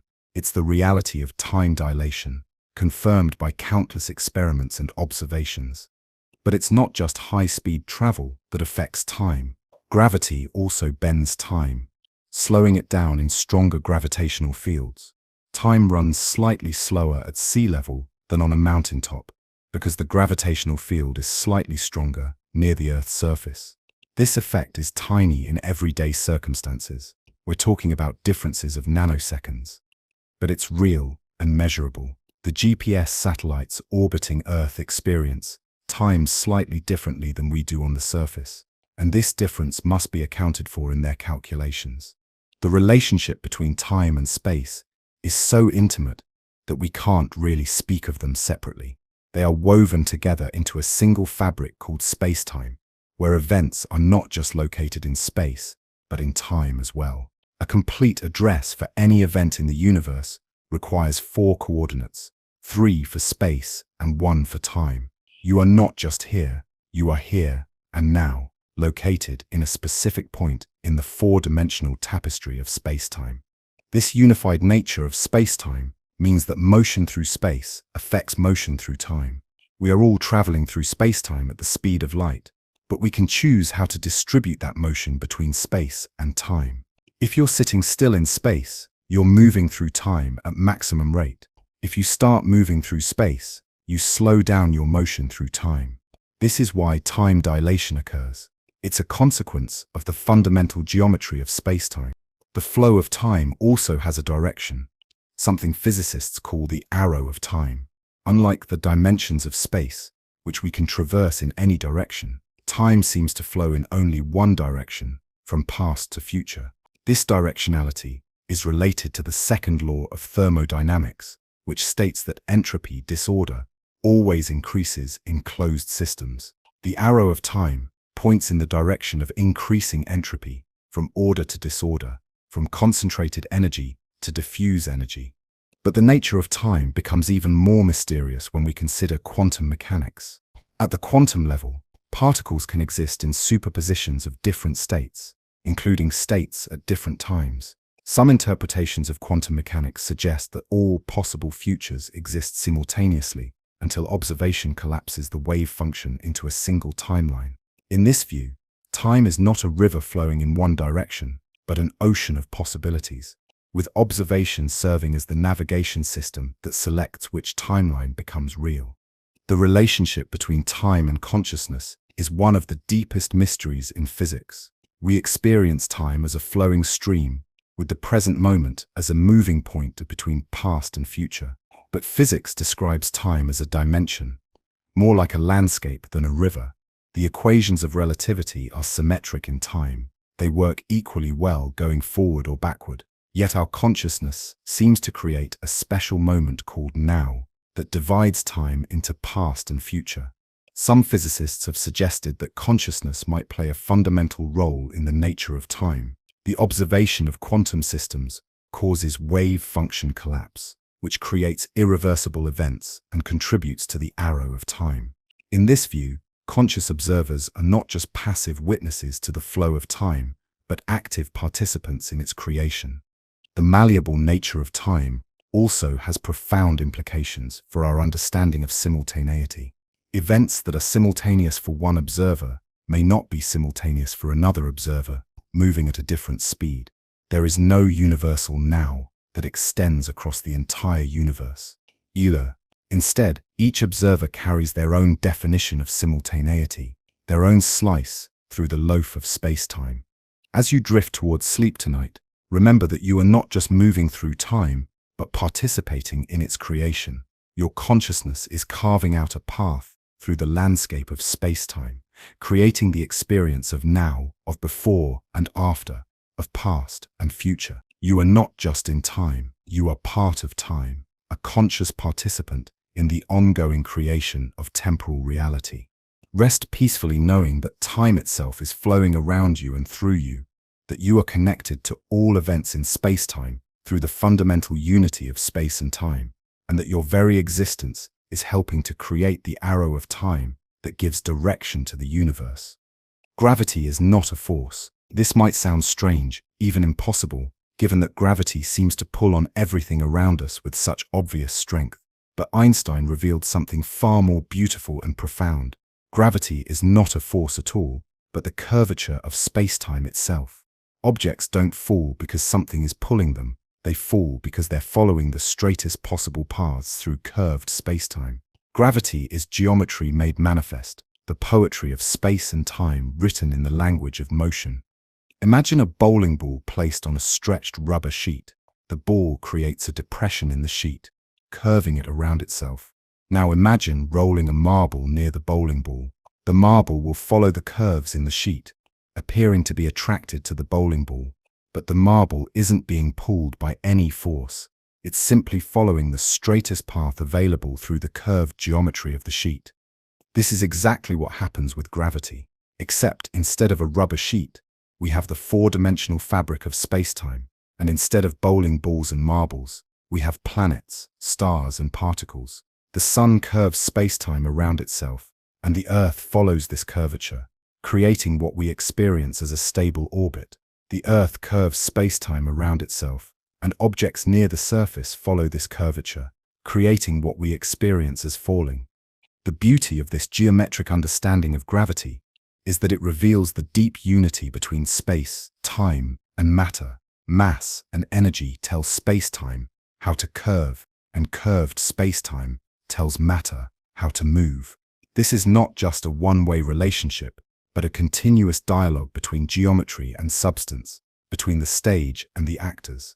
Every particle in your body is both responding to the curvature of space-time and contributing to that curvature through its own mass and energy. This geometric view of gravity also explains why gravity is so different from other forces. While electromagnetic forces can be shielded by placing conductors between charged objects, gravity cannot be shielded. While electromagnetic forces can be attractive or repulsive, gravity is always attractive. While electromagnetic forces act between specific types of particles, gravity acts on everything that has mass or energy. Gravity is universal because it's not really a force at all. It's the geometry of space-time itself. The curvature of space-time has observable effects that go beyond the simple falling of objects. Light, which has no mass, still follows the curvature of space-time, causing it to bend around massive objects. This gravitational lensing allows us to see galaxies that would otherwise be hidden behind other galaxies, as their light is bent around the intervening mass. The universe itself becomes a cosmic telescope, using the curvature of space-time to magnify and focus light from the most distant reaches of the cosmos. Black holes represent the extreme limit of space-time curvature. When a massive star collapses, it can curve space-time so severely that it creates a region from which nothing, not even light, can escape. The event horizon of a black hole is not a physical surface, but a boundary in space-time itself, the point where the curvature becomes so extreme that all paths lead inward. Near a black hole, space-time is so curved that time itself slows down dramatically, creating a region where the normal flow of time breaks down. But gravity's geometric nature reveals itself in more subtle ways as well. The tides in Earth's oceans are caused by the differential curvature of space-time created by the Moon. The Moon curves space-time around itself, but this curvature is slightly stronger on the side of Earth, facing the Moon, and slightly weaker on the side facing away. This difference in curvature creates tidal forces that stretch and compress the Earth, causing the oceans to bulge and creating the twice-daily rhythm of the tides. The geometric nature of gravity also has profound implications for the structure of the universe as a whole. The overall curvature of space-time determines whether the universe is open or closed, whether it will expand forever or eventually collapse back on itself. The amount of matter and energy in the universe determines this curvature, and therefore the ultimate fate of everything that exists. Einstein's field equations, which describe the relationship between matter and space-time curvature, are among the most beautiful mathematical expressions ever written. They tell us that the curvature of space-time at any point is proportional to the energy and matter at that point. These equations are not just mathematical abstractions, they are the fundamental laws that govern the large-scale structure of the universe, from the formation of galaxies to the evolution of the cosmos itself. The geometric nature of gravity also suggests deep connections to other aspects of physics. Some theories propose that all fundamental forces might ultimately be understood as different aspects of space-time geometry. In these theories, the electromagnetic force, the weak nuclear force, and the strong nuclear force would all be manifestations of the curvature of higher dimensional spacetime. Gravity would not be unique, but would be the most visible aspect of a deeper geometric reality. As you rest tonight, remember that you are not just sitting in space, but a part of the geometric structure of spacetime itself.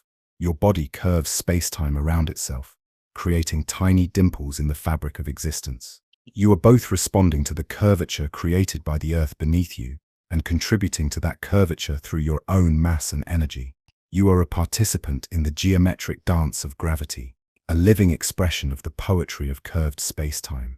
Rest peacefully knowing that you are held not by a force, but by the geometry of existence itself, cradled in the curved spacetime that connects you to every star, every planet, every particle in the universe. Hidden beneath the familiar world of atoms and energy, particles and forces, lies something that might be even more fundamental: information. Not the kind of information stored in books or computers, but something far more basic and mysterious. The information that tells particles how to behave, fields how to fluctuate, and reality itself how to unfold. Some physicists now believe that information might be the most basic ingredient of existence, more fundamental than matter or energy. The idea that information is physical might seem strange at first. We're used to thinking of information as abstract, thoughts, ideas, patterns stored in our minds or computers. But quantum mechanics reveals that information has a physical reality. Every quantum system carries information about its state, and this information is not separate from the system, but is an intrinsic part of it. When we measure a quantum system, we're not just gathering information about it, we're interacting with the information that defines its very existence. Consider a simple quantum particle with spin. Before measurement, the particle exists in a superposition of spin-up and spin-down states. This superposition is not just a mathematical abstraction, it's a physical reality that contains information about all possible measurement outcomes. When we measure the particle's spin, we're not just revealing pre-existing information, we're participating in the creation of that information through our interaction with the quantum system. The relationship between information and entropy reveals another deep connection between information and physical reality. Entropy, the measure of disorder in a system, is fundamentally about information, specifically about the lack of information. A highly ordered system is one about which we have a lot of information, while a highly disordered system is one about which we have very little information. The second law of thermodynamics, which states that entropy always increases, is really a statement about the flow of information in physical systems. This connection between information and entropy has profound implications for our understanding of black holes.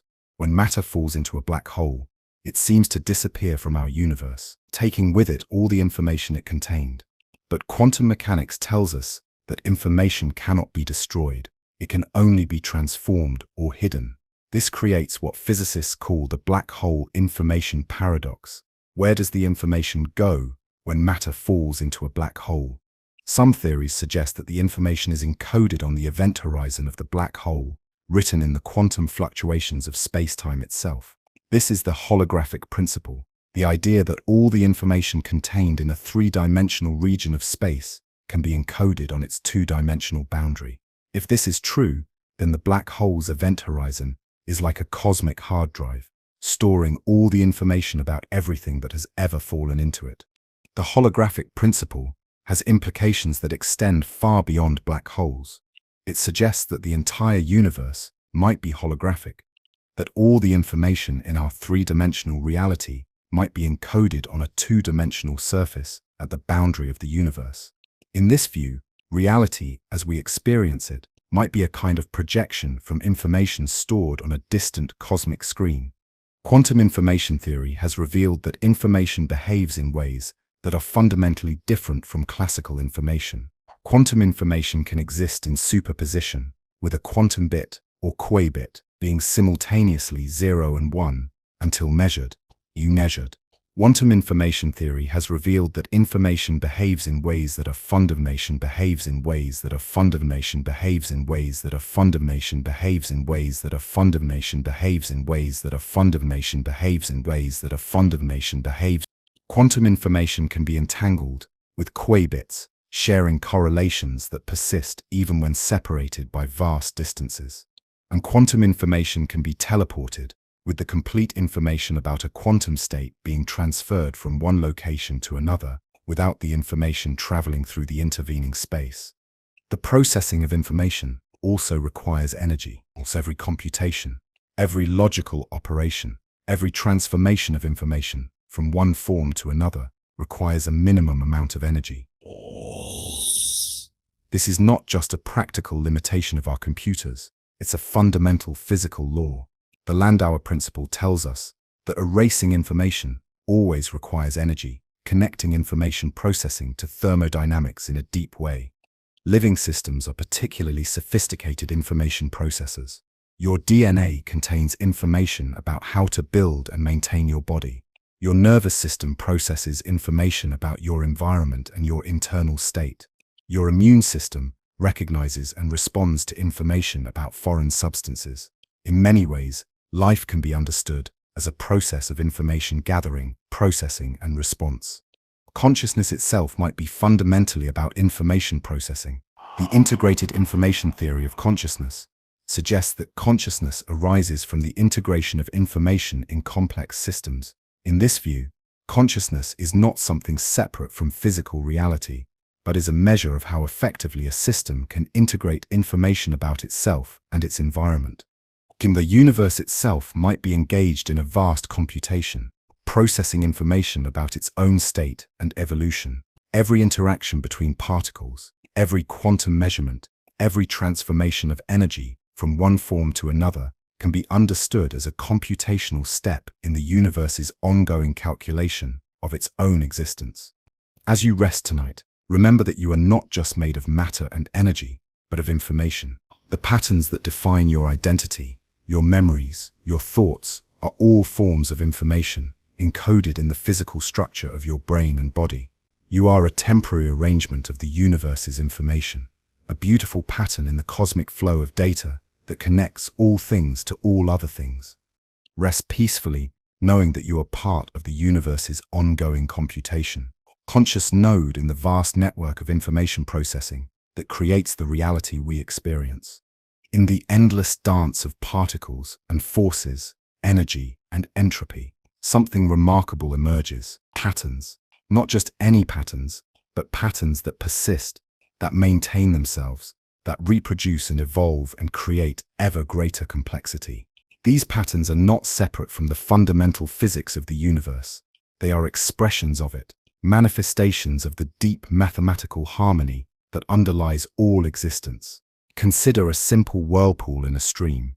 The water molecules that make up the whirlpool are constantly changing. New water flows in, old water flows out. Yet the pattern of the whirlpool remains. The whirlpool is not made of particular water molecules, but of the relationship between them, the flow pattern that organizes the water into a stable, recognizable form. This is the essence of pattern. It's not about the stuff, but about the organization of the stuff. You are such a pattern. The atoms in your body are constantly being replaced. The carbon in your skin, the calcium in your bones, the water in your cells. Every few years, almost every atom in your body has been replaced by new atoms from the food you eat, the air you breathe, the water you drink. Yet you remain recognizably you, your identity, your memories, your personality. These are not properties of particular atoms, but of the pattern of relationships between atoms, the information encoded in the structure of your body and brain. This persistence of pattern in the face of constant change is one of the most profound features of reality.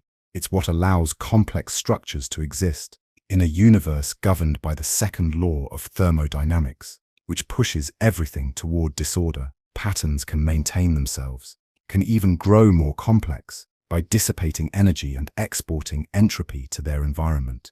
They are islands of order in the sea of chaos, temporary victories of organization over randomness. The patterns that persist are not arbitrary.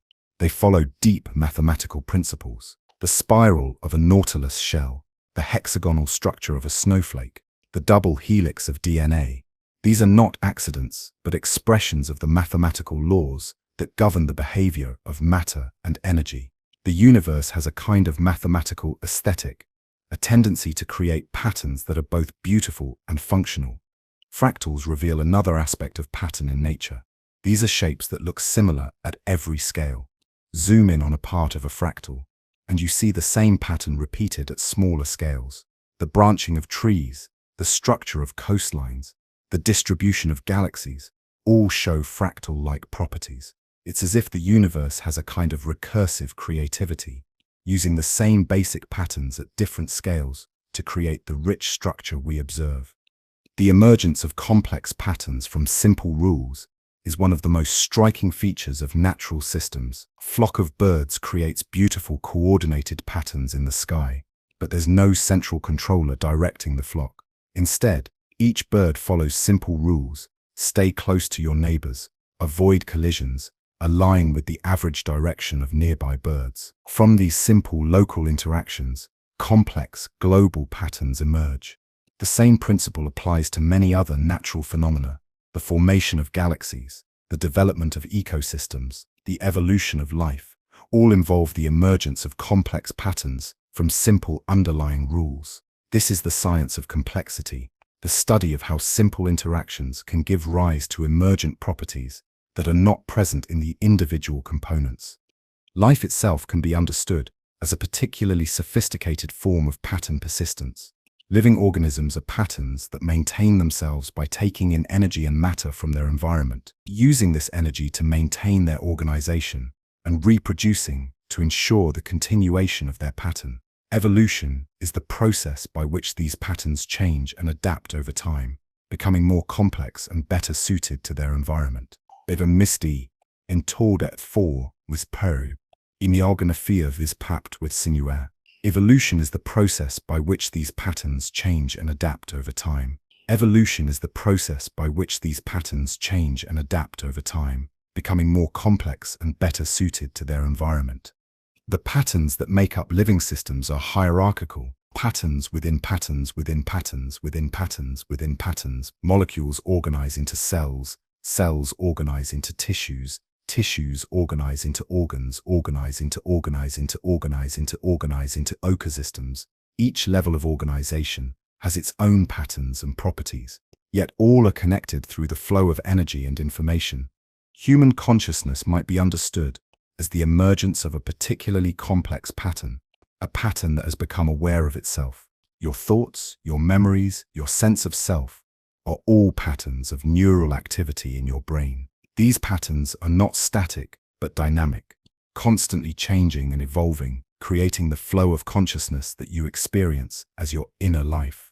Language and culture are patterns that persist beyond individual minds. Ideas, stories, beliefs, and practices are patterns of information that can be transmitted from one person to another, from one generation to the next.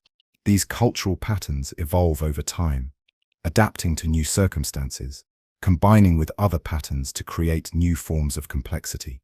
The patterns that persist are those that have found stable ways to maintain themselves in the face of constant change.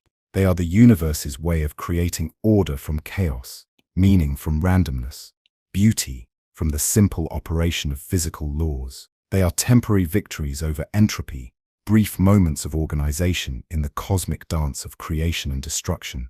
As you rest tonight, remember that you are one of these persistent patterns, a beautiful arrangement of matter and energy that has learned to maintain itself, to adapt, to grow, to be aware of its own existence. You are part of the universe's ongoing experiment in creating ever more complex and beautiful patterns, a living expression of the mathematical harmony that underlies all existence. Rest peacefully knowing that you are both temporary and eternal. Temporary as a particular arrangement of atoms, eternal as a pattern in the cosmic dance of existence.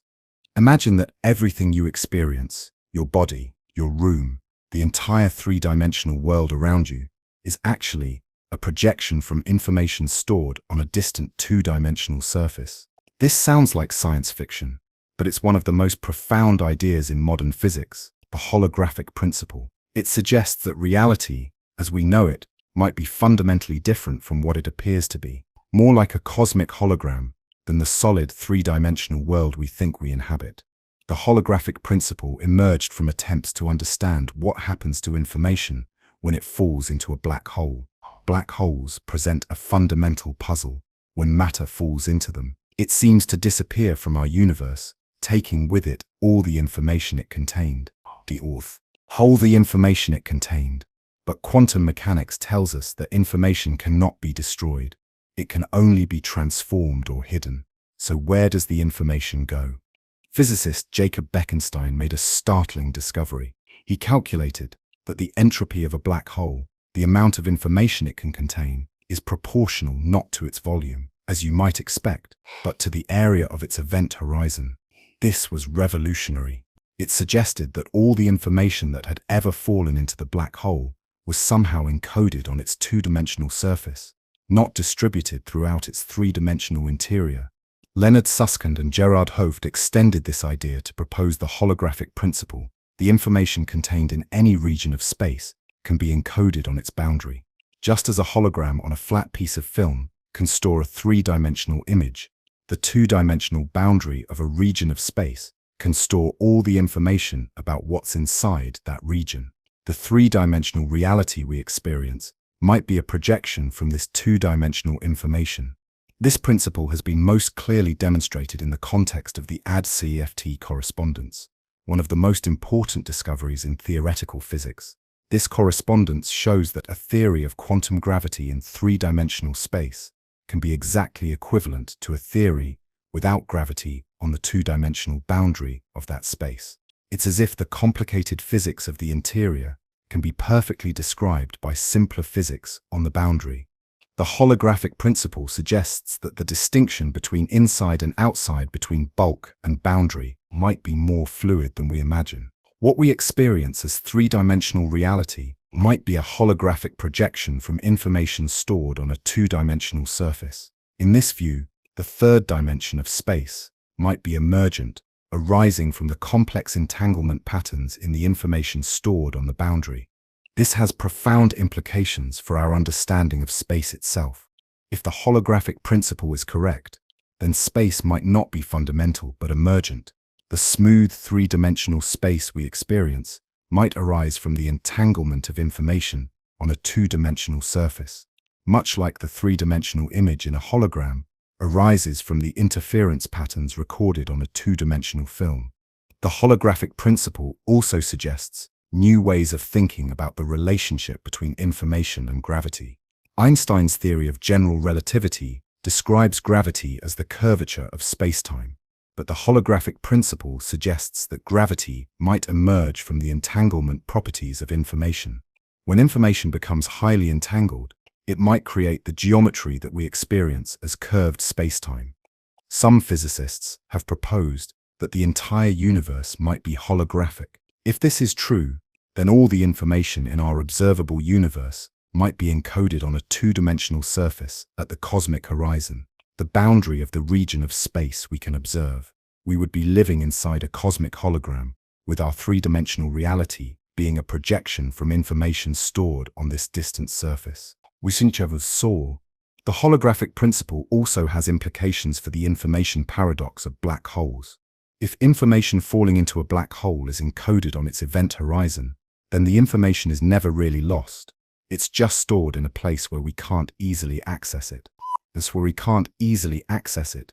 When black holes evaporate through Hawking radiation, they might release this information back into the universe, preserving the fundamental principle that information cannot be destroyed. But the holographic principle raises deep questions about the nature of reality. If our three-dimensional world is a projection from a two-dimensional surface which is more real, the projection or the surface, is the hologram the reality, or is the information that creates the hologram the reality? These questions touch on fundamental issues in philosophy as well as physics. The holographic principle also suggests that the universe might be far more interconnected than we imagine. If all the information in a region of space is encoded on its boundary, then there might be subtle correlations between events that seem completely unrelated. The entanglement patterns that create the holographic projection might connect distant parts of the universe in ways that we're only beginning to understand. Recent research has begun to explore the possibility that consciousness itself might be related to holographic principles. Some theories suggest that the brain might process information in holographic ways, with each part of the brain containing information about the whole. This could explain the distributed nature of memory and the brain's remarkable ability to function even when parts of it are damaged. As you drift towards sleep tonight, consider the possibility that you are part of a vast holographic projection, a three-dimensional being arising from information stored on a two-dimensional cosmic surface. Your thoughts, your memories, your entire existence might be patterns in this cosmic hologram, temporary arrangements of information that have learned to experience themselves as real. Rest peacefully knowing that whether you are a hologram or not, you are part of the deep mystery of existence, connected to the fundamental information that creates and maintains the reality we experience. You are both the observer and the observed, the projector and the projection, a conscious pattern in the cosmic dance of information and existence. In the strange realm of quantum mechanics, consciousness occupies a peculiar position. Unlike classical physics, where observers are clearly separate from the systems they observe, quantum mechanics seems to blur the line between the observer and the observed. The act of measurement doesn't just reveal the properties of quantum systems, it appears to create those properties. This has led some physicists to wonder, does consciousness play a special role in the fundamental workings of the universe? The puzzle begins with quantum superposition. Before measurement, a quantum particle exists in a superposition of all possible states. It's not just that we don't know which state it's in, it's genuinely in all states simultaneously. But the moment we measure the particle, this superposition collapses into a single definite state. The question that has haunted physicists for decades is what causes this collapse? Is it the measuring apparatus, the interaction with the environment, or something more mysterious, the conscious mind of the observer? Eugene Wigner, one of the pioneers of quantum mechanics, proposed that consciousness might be the key.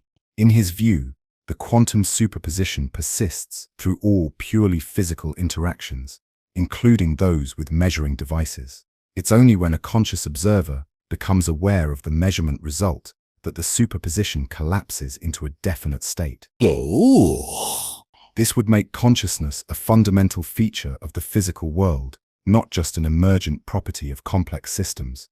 The idea that consciousness plays a special role in quantum mechanics is both fascinating and controversial.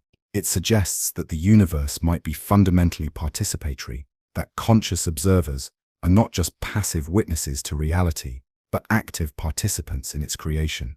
Every time you observe a quantum system, you would be helping to create the reality you observe. But what exactly is consciousness in this context? It's not just human consciousness.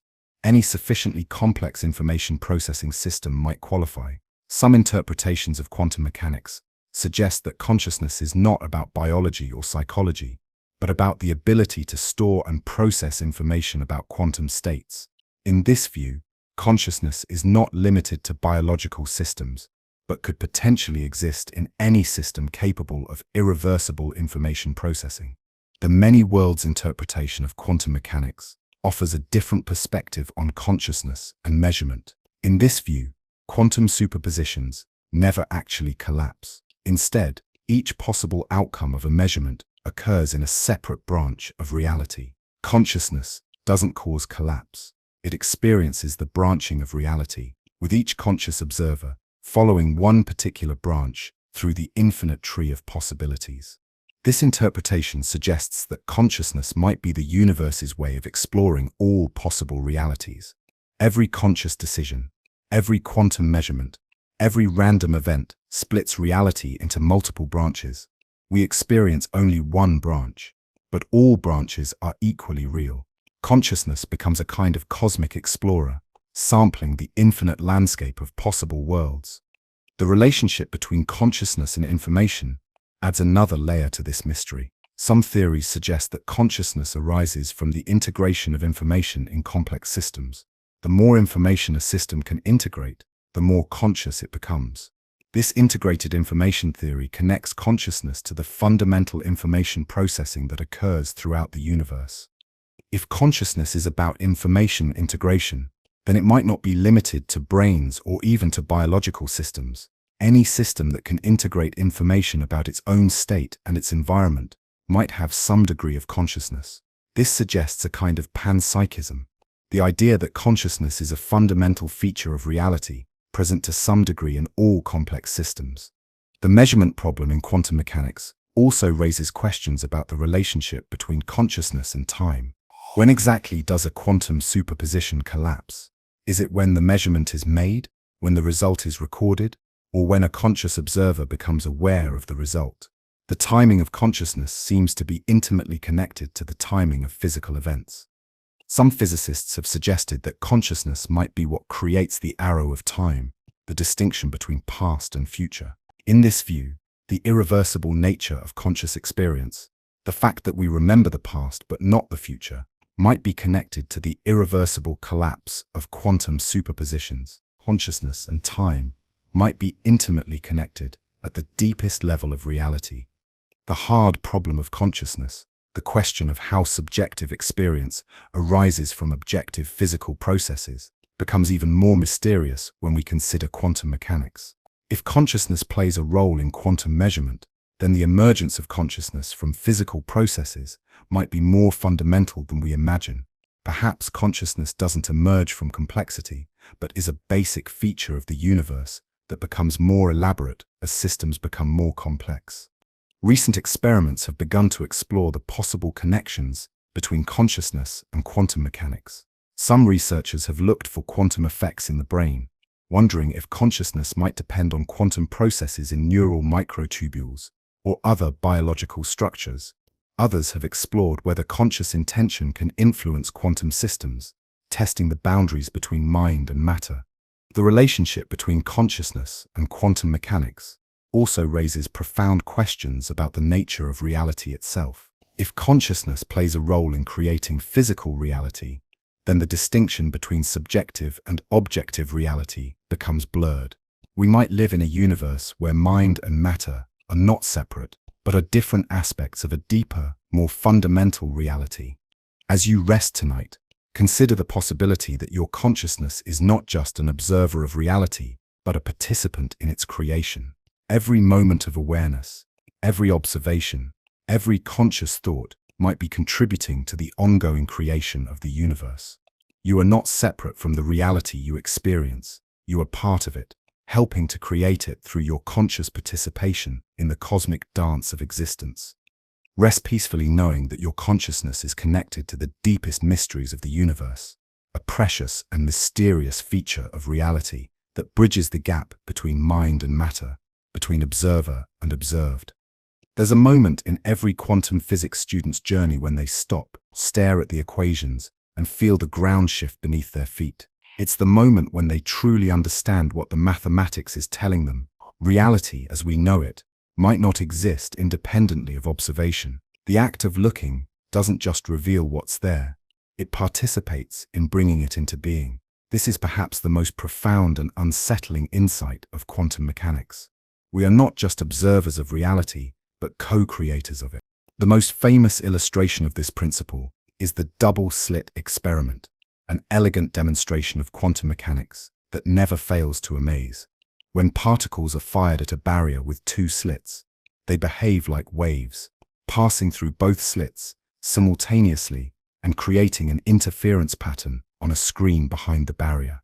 But, and this is the crucial point, this wave-like behavior only occurs when no one is watching. Which slit the particle goes through. The moment someone sets up a detector to observe the particle's path, the wave-like behavior disappears, and the particle behaves like a classical particle, going through one slit or the other. This isn't just a curiosity of laboratory physics. It's a fundamental statement about the nature of reality. The particle doesn't have a definite path until we look for it. It's not that we disturb the particle by looking. It's that the very act of observation brings the particle's path into existence. Before observation, the particle exists in a superposition of all possible paths. After observation, it has a definite path. Observation doesn't just reveal reality, it creates it. This principle extends far beyond particles and slits. Every quantum measurement is an act of creation.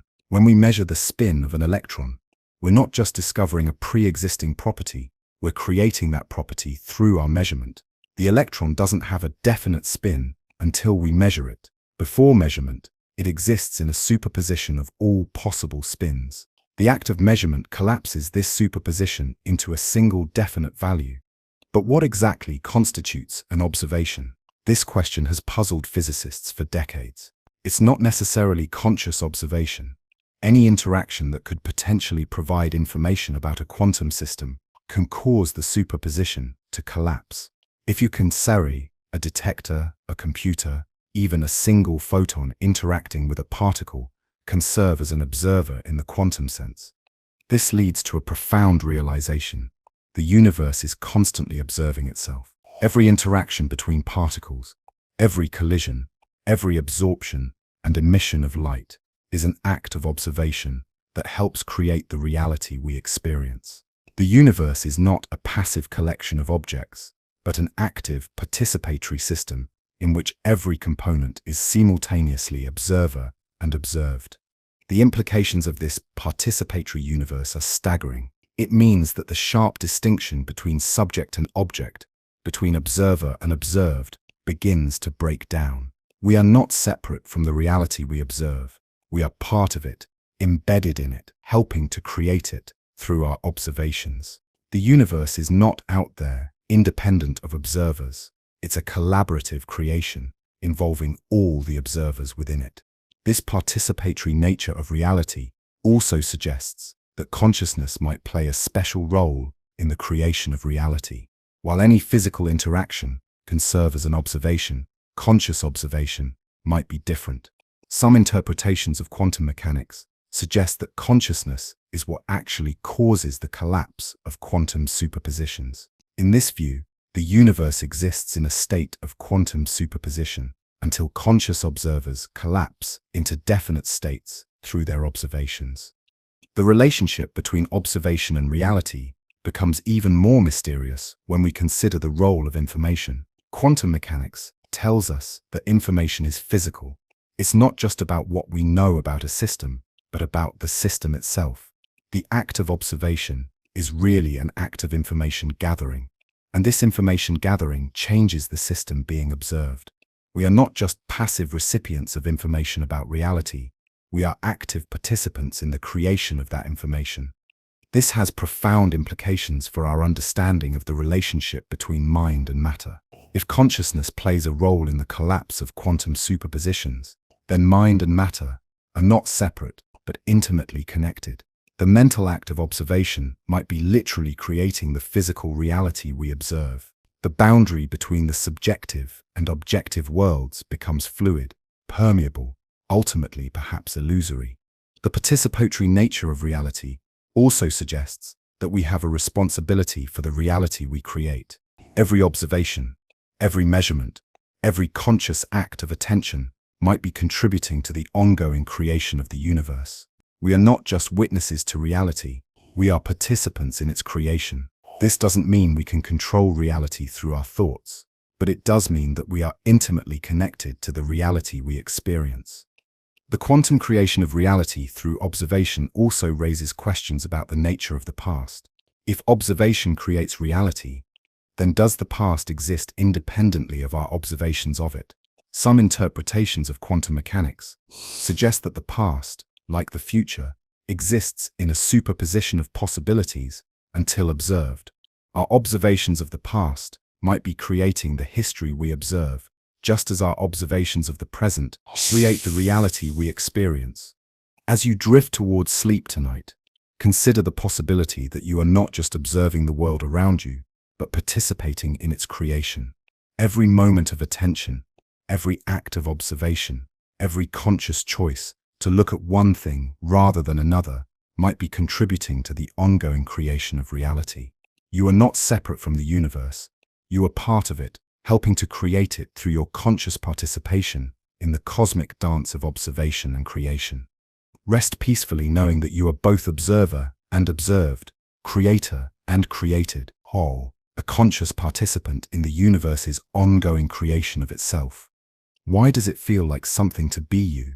This simple question points to one of the deepest mysteries in all of science, the hard problem of consciousness. We can explain the brain's ability to process information, to respond to stimuli, to control behavior. We can map neural networks, track electrical activity, measure chemical reactions, but none of this explains why there's an inner experience, a subjective what it's like to be conscious. Why isn't the brain just a sophisticated biological computer processing information without any inner experience at all? The hard problem becomes even more mysterious when we consider quantum mechanics. If consciousness plays a role in quantum measurement, as some interpretations suggest, then the emergence of consciousness from purely physical processes becomes not just a biological puzzle, but a fundamental question about the nature of reality itself.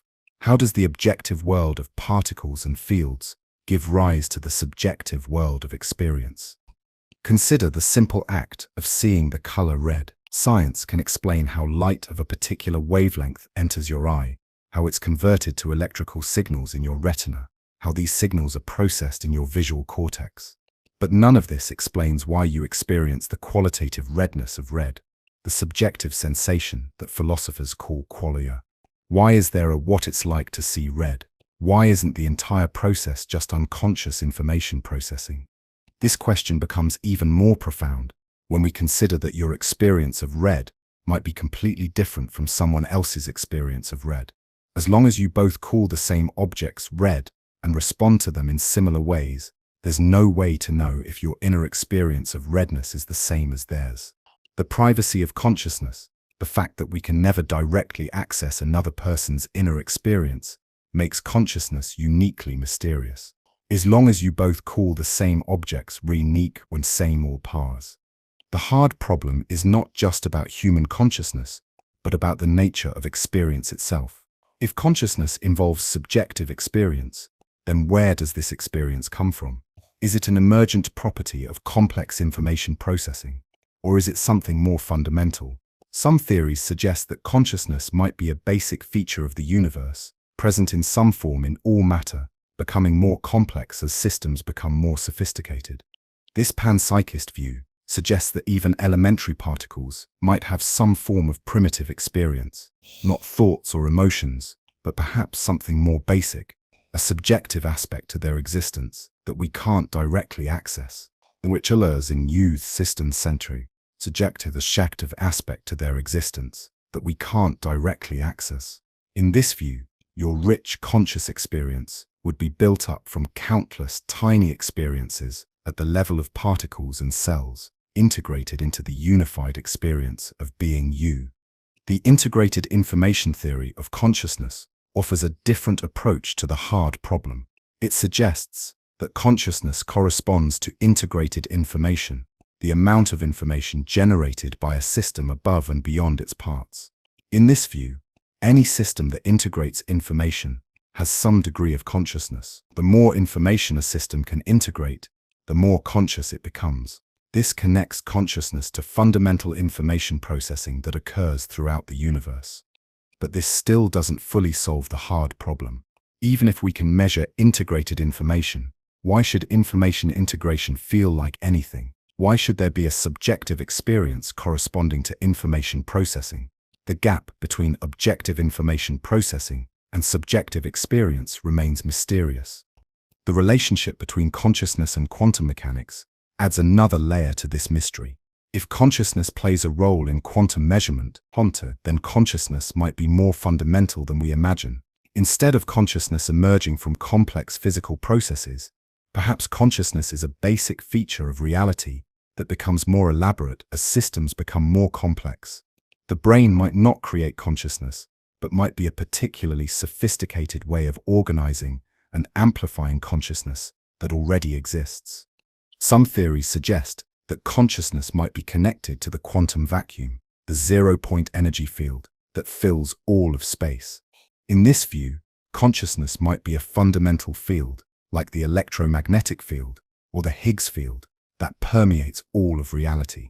Individual conscious beings might be like standing waves in this consciousness field, temporary patterns that arise and dissipate, but are always part of the underlying field. The hard problem also raises questions about the relationship between consciousness and time.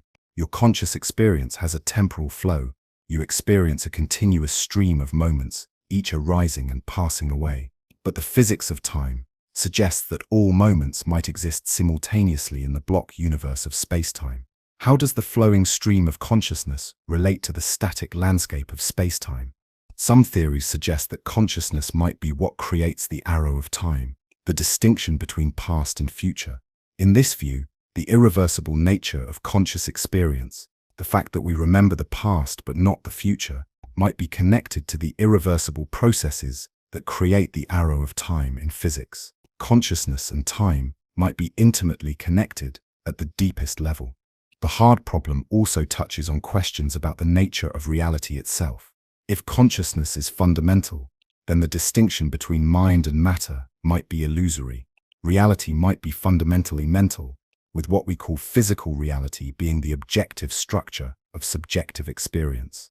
Or reality might be neutral, with both mind and matter being aspects of something deeper that is neither mental nor physical. As you rest tonight, marvel at the mystery of your own consciousness. You are not just a collection of particles and fields, but an experiencing subject, a point of awareness in the universe that knows itself. The fact that you can experience anything at all, the warmth of your bed, the flow of thoughts, the simple awareness of being, is perhaps the most profound mystery in all of existence.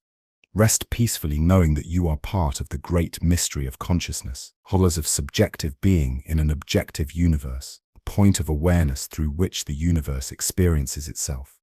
In the beginning, there were only simple rules, the electromagnetic force that draws opposite charges together and pushes like charges apart, the strong nuclear force that holds protons and neutrons together in atomic nuclei, the weak nuclear force that governs radioactive decay, gravity that curves space-time around matter and energy. These fundamental forces follow mathematical laws so basic they can be written in a few elegant equations. Yet from these simple rules, the entire magnificent complexity of the universe emerges. This is the miracle of emergence, the way complex, sophisticated, even beautiful phenomena can arise from simple underlying principles. It's one of the most profound insights in all of science. You don't need complex rules to create complex systems. In fact, the most interesting complexity often emerges from the simplest rules of all. Consider water. Each water molecule follows simple rules. Hydrogen and oxygen atoms bond together due to electromagnetic forces. The molecules are attracted to each other through weak van der Waals forces. They move according to the laws of thermodynamics. Yet from these simple interactions emerges the incredible complexity of water's behavior. Water can exist as solid ice, with its hexagonal crystal structure, liquid water with its flowing dynamics, or water vapor with its gaseous expansion. It can form waves, whirlpools, and turbulent flows. It can freeze into snowflakes, each one unique despite following the same basic rules. The emergence of complexity from simplicity is everywhere in nature. A flock of birds creates beautiful, coordinated patterns in the sky, but there's no central controller directing the flock. Instead, each bird follows just 3 simple rules. Stay close to your neighbors, avoid collisions, and align with the average direction of nearby birds. From these simple local interactions, the complex global behavior of the flock emerges. The graceful turns, the flowing formations, the coordinated landings. The same principle applies to many other natural phenomena. Traffic flows emerge from the simple rules followed by individual drivers. Market economies emerge from the simple rules of supply and demand followed by individual buyers and sellers. Even the formation of galaxies emerges from the simple gravitational attraction between particles of matter, creating the vast cosmic web of structure we observe throughout the universe. But emergence is not just about collective behavior. It's also about the appearance of entirely new properties that don't exist at the lower level. Water molecules are wet, but individual hydrogen and oxygen atoms are not. A brain can think, but individual neurons cannot. A symphony is beautiful, but individual notes are not. These emergent properties are not just the sum of their parts, they're qualitatively different from anything that exists at the lower level. This points to one of the deepest mysteries of emergence. How do genuinely new properties arise from the interactions of simpler components? How does wetness emerge from dry atoms? How does consciousness emerge from unconscious neurons? How does beauty emerge from simple vibrations in the air? Does beauty emerge from simple vibrations in the air? These questions touch on fundamental issues about the nature of reality itself. One key insight is that emergence often involves phase transitions. Sudden changes in the behavior of a system as some parameter crosses a critical threshold. Water suddenly becomes ice when the temperature drops below the freezing point. A collection of individual birds suddenly becomes a coordinated flock when their density reaches a critical value. A network of neurons suddenly becomes conscious when their connectivity reaches a certain threshold. These phase transitions are often characterized by the emergence of new organizational patterns. The random motion of water molecules suddenly organizes into the regular crystal structure of ice. The random movements of individual birds suddenly organize into the coordinated patterns of flocking. The random firing of individual neurons suddenly organizes into the coherent patterns of thought. The mathematics of emergence reveals beautiful universal patterns. Many emergent systems exhibit power laws, relationships, where small changes in input produce large changes in output. They often show fractal structure, patterns that repeat at different scales. They frequently display network effects, where the behavior of the system depends on the connections between its components rather than just the components themselves. Emergence also shows us that reductionism, the idea that complex systems can be understood by breaking them down into their component parts, has its limits. While it's true that everything is ultimately made of particles and forces, understanding the particles and forces doesn't necessarily help us understand the emergent properties. You can't predict the behavior of a flock by studying individual birds, or understand consciousness by studying individual neurons, or appreciate music by analyzing individual sound waves. This suggests that the universe is organized in levels, each with its own emergent properties and organizing principles. The quantum level, the atomic level, the molecular level, the cellular level, the organismic level, the ecological level, the social level. Each level has its own emergent phenomena that can't be reduced to the levels below. Yet, all these levels remain connected through the flow of energy and information. The quantum level influences the atomic level, which influences the molecular level, which influences the cellular level, and so on. Emergence is not about separation, but about connection, about how different levels of organization interact and influence each other. As you rest tonight, marvel at the emergence that you yourself represent. You are an emergent phenomenon, arising from the simple interactions of particles and forces, yet possessing properties, consciousness, creativity, love, that exist nowhere else in the known universe. You are both simple and complex, both reducible to particles and irreducible to anything but yourself. Rest peacefully knowing that you are part of the universe's greatest creative project, the emergence of ever greater complexity and beauty from simple underlying rules. The universe is not a single monolithic entity, but a magnificent symphony played across multiple scales, each with its own tempo, its own themes, its own emergent harmonies, from the quantum fluctuations that occur in trillionths of a second to the cosmic evolution that unfolds over billions of years, from the tiniest subatomic particles to the largest galaxy clusters. Reality is organized in a hierarchy of scales that interact and influence each other in beautiful and mysterious ways. Consider the symphony of scales that makes up your own existence. At the quantum level, particles in your body are constantly fluctuating, appearing and disappearing in the quantum foam of space-time. These fluctuations happen on timescales so brief that billions of them occur in the time it takes light to travel across an atom. Yet these quantum events influence the behavior of atoms, which influence the behavior of molecules, which influence the behavior of cells, which influence the behavior of your entire body and mind.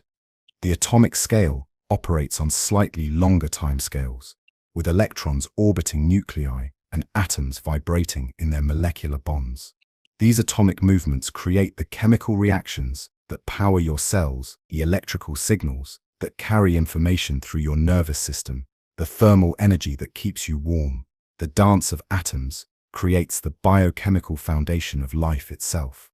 At the molecular scale, complex proteins fold into precise shapes that determine their function. DNA carries the information that codes for your entire body, and vast molecular machines perform the countless tasks that keep you alive. This molecular choreography happens on timescales of microseconds to seconds, fast enough to respond to changing conditions, but slow enough to maintain the stability that life requires. The cellular scale introduces another level of organization, where billions of molecules work together to create the basic units of life. Cells divide, differentiate, communicate with each other, and organize themselves into the tissues and organs that make up your body. This cellular symphony plays out over minutes, hours, and days, creating the rhythms of growth, repair, and renewal that characterize living systems. Your body as a whole operates on the scale of years and decades, growing, learning, aging, and adapting to changing circumstances. But you are not an isolated system. You are part of larger scales of organization. You are part of families, communities, ecosystems, and the global biosphere. These social and ecological scales operate on timescales of decades to centuries, creating the cultural and environmental context within which your individual life unfolds. The Earth itself operates on geological timescales, with continents drifting, mountains rising and falling, and the climate changing over millions of years. These slow changes create the planetary environment that makes life possible. The dance of continents, the cycling of carbon through the atmosphere and oceans, the evolution of life itself, all of these occur on timescales that dwarf human experience, yet provide the foundation for everything we know. The solar system operates on even longer timescales, with planets following their orbital dance for billions of years, the sun slowly evolving as it burns through its nuclear fuel, and the entire system participating in the rotation of our galaxy. These cosmic rhythms create the stable conditions that allow complex systems like life to emerge and persist. The galaxy itself is part of an even larger symphony, with billions of stars following their own evolutionary paths. stellar nurseries giving birth to new generations of stars, and the entire galactic structure slowly evolving over billions of years. Our galaxy is part of a local group of galaxies, which is part of a galactic cluster, which is part of the vast cosmic web of structure that spans the observable universe. What makes this symphony of scales so remarkable is not just the range of timescales and size scales involved, but the way they all interact and influence each other. Changes at one scale can cascade up or down to affect other scales. A quantum event in your brain can influence your thoughts, which can influence your behavior, which can influence your relationships, which can influence your community, which can influence society as a whole. The interaction between scales is not just a one-way flow from small to large. Large-scale phenomena can also influence smaller scales. The cosmic environment influences the formation of galaxies, which influences the formation of stars, which influences the formation of planets, which influences the emergence of life. The cultural environment influences individual behavior, which influences cellular processes, which influences molecular interactions, which influences quantum events. This multi-scale interaction creates a kind of cosmic feedback loop, where each level of organization both influences and is influenced by the levels above and below it. The universe is not a machine with separate parts, but a living system where every scale is connected to every other scale through the flow of energy, information, and influence. Hortu. The beauty of this symphony of scales is that it creates genuine novelty at each level. The properties that emerge at larger scales are not just the sum of the properties at smaller scales.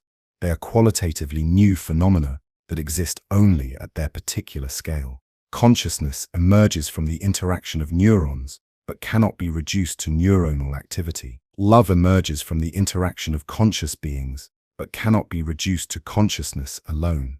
As you rest tonight, feel yourself participating in this cosmic symphony. You are simultaneously a quantum system, an atomic system, a molecular system, a cellular system, an organism, a member of an ecosystem, a citizen of a planet, a child of a star, a temporary arrangement of cosmic matter and energy. You exist at all scales simultaneously, connected through the flow of energy and information to every other scale in the universe. Rest peacefully knowing that you are both a single note in the cosmic symphony and the entire symphony itself, played out at the scale of your own existence. In a universe governed by the second law of thermodynamics, where entropy always increases and energy flows from concentrated to diffuse forms, life should be impossible. Yet here you are, a magnificent contradiction to the cosmic trend toward disorder, a complex, organized, information-rich system that not only maintains its structure, but grows, reproduces, and becomes ever more complex. Life is the universe's most beautiful rebellion against entropy, a temporary victory of order over chaos that has been dancing on the edge of impossibility for billions of years.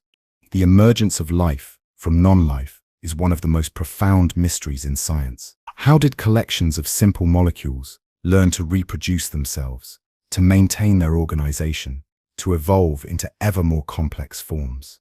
The answer lies in understanding life, not as a thing, but as a process, a dynamic pattern of energy and information flow that maintains itself by constantly exchanging matter and energy with its environment. Life is what scientists call a dissipative structure, a system that maintains its organization by dissipating energy and exporting entropy to its surroundings, like a whirlpool that maintains its shape by constantly taking in new water and expelling old water. Living systems maintain their organization by constantly taking in energy and matter from their environment and expelling waste products. They are patterns of flow, not static structures. The first living systems were incredibly simple compared to modern life, yet they embodied the fundamental principles that still govern all living things. They were able to catalyze chemical reactions, to store and process information, to reproduce themselves with occasional variations. Most importantly, they were able to harness energy gradients in their environment to maintain their organization and fuel their reproduction. The early Earth provided the perfect stage for life's emergence. Thermal vents on the ocean floor created energy gradients that could be harnessed by simple chemical systems. The planet's atmosphere and oceans were rich with organic molecules that could serve as building blocks for more complex structures. Lightning, ultraviolet radiation, and cosmic rays provided the energy needed to drive chemical reactions and create new molecular combinations. But the emergence of life required more than just favorable conditions. It required a kind of molecular choreography where simple chemicals learned to work together in increasingly sophisticated ways. Molecules had to learn to catalyze each other's formation, to store information about successful molecular combinations, to reproduce these combinations with sufficient fidelity to maintain their identity, yet sufficient variation to allow for evolution. The transition from chemistry to biology was gradual, with no clear dividing line between non-living and living systems. Early protocells were probably just collections of molecules surrounded by simple membranes, but they were collections that could maintain themselves, reproduce, and evolve. They were the first dancers in life's improbable dance, the first systems to discover the secret of maintaining order in a universe trending toward disorder. Once life emerged, it began to transform the planet in ways that made further evolution possible. Early photosynthetic organisms began producing oxygen as a waste product, fundamentally changing the chemistry of the atmosphere and oceans. This oxygen was initially toxic to most life forms, causing the first great extinction event, but it also created new opportunities for organisms that could use oxygen to extract energy from organic molecules more efficiently. The evolution of complex cells, with their specialized organelles and sophisticated molecular machinery, represented another quantum leap in life's complexity. These cells were like molecular cities, with specialized districts for different functions: power generation, waste processing, information storage, protein manufacturing. They were the first truly complex living systems, and they became the building blocks for all multicellular life. The emergence of multicellular life brought new levels of organization and complexity. Cells learned to specialize, to communicate with each other, to work together, to create organisms far more complex than any individual cell. This required new forms of molecular communication, new ways of coordinating cellular behavior, new mechanisms for maintaining the coherence of multicellular systems. The evolution of consciousness represents perhaps the most remarkable development in life's improbable dance. Somehow, collections of cells learn to process information about their environment and their own internal states in ways that create subjective experience. The universe became aware of itself through the emergence of conscious beings, creating observers who could contemplate their own existence and wonder at the improbability of their own being. Life's improbable dance continues today in countless forms, from the simplest bacteria to the most complex ecosystems, from the molecular machines in your cells to the thoughts in your mind. Each living system is a temporary victory over entropy, a beautiful example of how complex organization can emerge and persist in an ever-changing universe. The dance of life also reveals the deep interconnectedness of all living systems. The oxygen you breathe was produced by photosynthetic organisms. The carbon in your body was once part of ancient life forms. The energy that powers your cells ultimately comes from the sun. You are not separate from the web of life, but part of it, connected to every other living system through the flow of energy and matter that has been cycling through the biosphere for billions of years. As you rest tonight, marvel at the improbable dance of life that you embody. You are a temporary arrangement of atoms and molecules that has learned to maintain itself, to grow, to think, to experience the wonder of existence. You are both a product of life's 4 billion-year experiment in complexity and a participant in its ongoing dance. Rest peacefully knowing that you are part of the universe's greatest creative achievement. With the emergence of life from non-life, of order from chaos, of consciousness from unconsciousness, you are both dancer and dance, both pattern and process, both temporary and eternal in the cosmic choreography of existence. Despite all our scientific progress, despite the elegant equations and profound insights, despite the remarkable understanding we've gained about the nature of reality, we find ourselves at the edge of an even deeper mystery. The more we learn about the universe,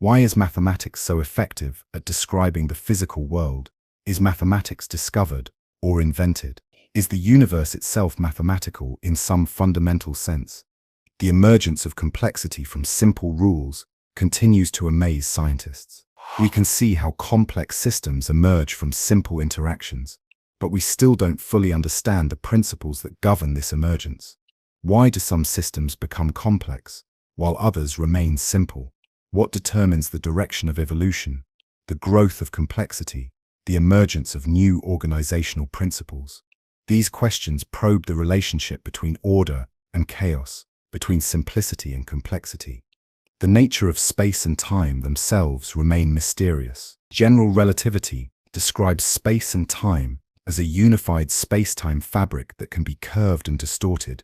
But what is this fabric actually made of? Is space-time fundamental, or does it emerge from something more basic? Some theories suggest that space and time might be quantized, made up of discrete units. But this raises new questions about the nature of continuity and discreteness in physical reality. As you rest tonight, feel yourself at the edge of these great mysteries. You are part of a universe that is far stranger and more wonderful than we yet understand. You are both questioner and question, seeker and sought, a conscious being in a universe that has given rise to consciousness, but has not yet revealed its deepest secrets. Rest peacefully knowing that mystery is not something to be feared, but celebrated, not a problem to be solved, but a wonder to be experienced. The equations of quantum mechanics are perhaps the most successful in all of science, predicting experimental results with breathtaking accuracy. Yet these same equations can be interpreted in radically different ways, each suggesting a profoundly different picture of reality.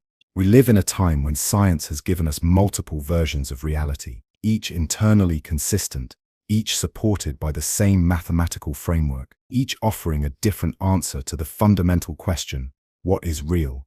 The Copenhagen interpretation, developed by Niels Bohr and Werner Heisenberg, suggests that quantum systems exist in superposition until measured, at which point the wave function collapses into a definite state.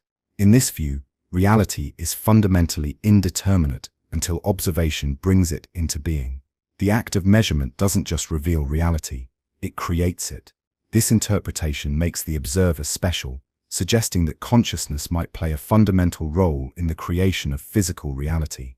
The many worlds interpretation, proposed by Hugh Everett III, takes a radically different approach. Instead of wave function collapse, it suggests that all possible outcomes of quantum measurements actually occur, but in separate, parallel universes. Every time a quantum measurement is made, reality splits into multiple branches, each representing a different outcome.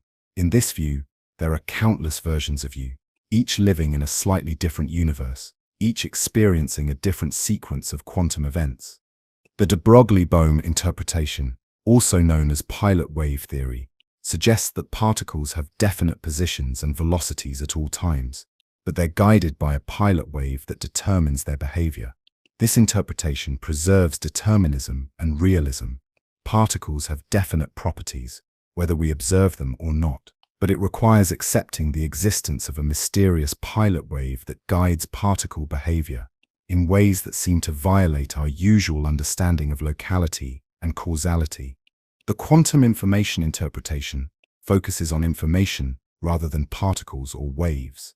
In this view, quantum systems are fundamentally information processing systems, and quantum mechanics is about the transformation and flow of information. Physical reality emerges from underlying information processes, making information more fundamental than matter and energy.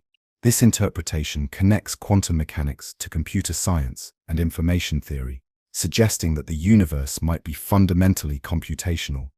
The consciousness-based interpretations, championed by physicists like Henry Stapp and Stuart Hameroff, suggest that consciousness plays a special role in quantum mechanics.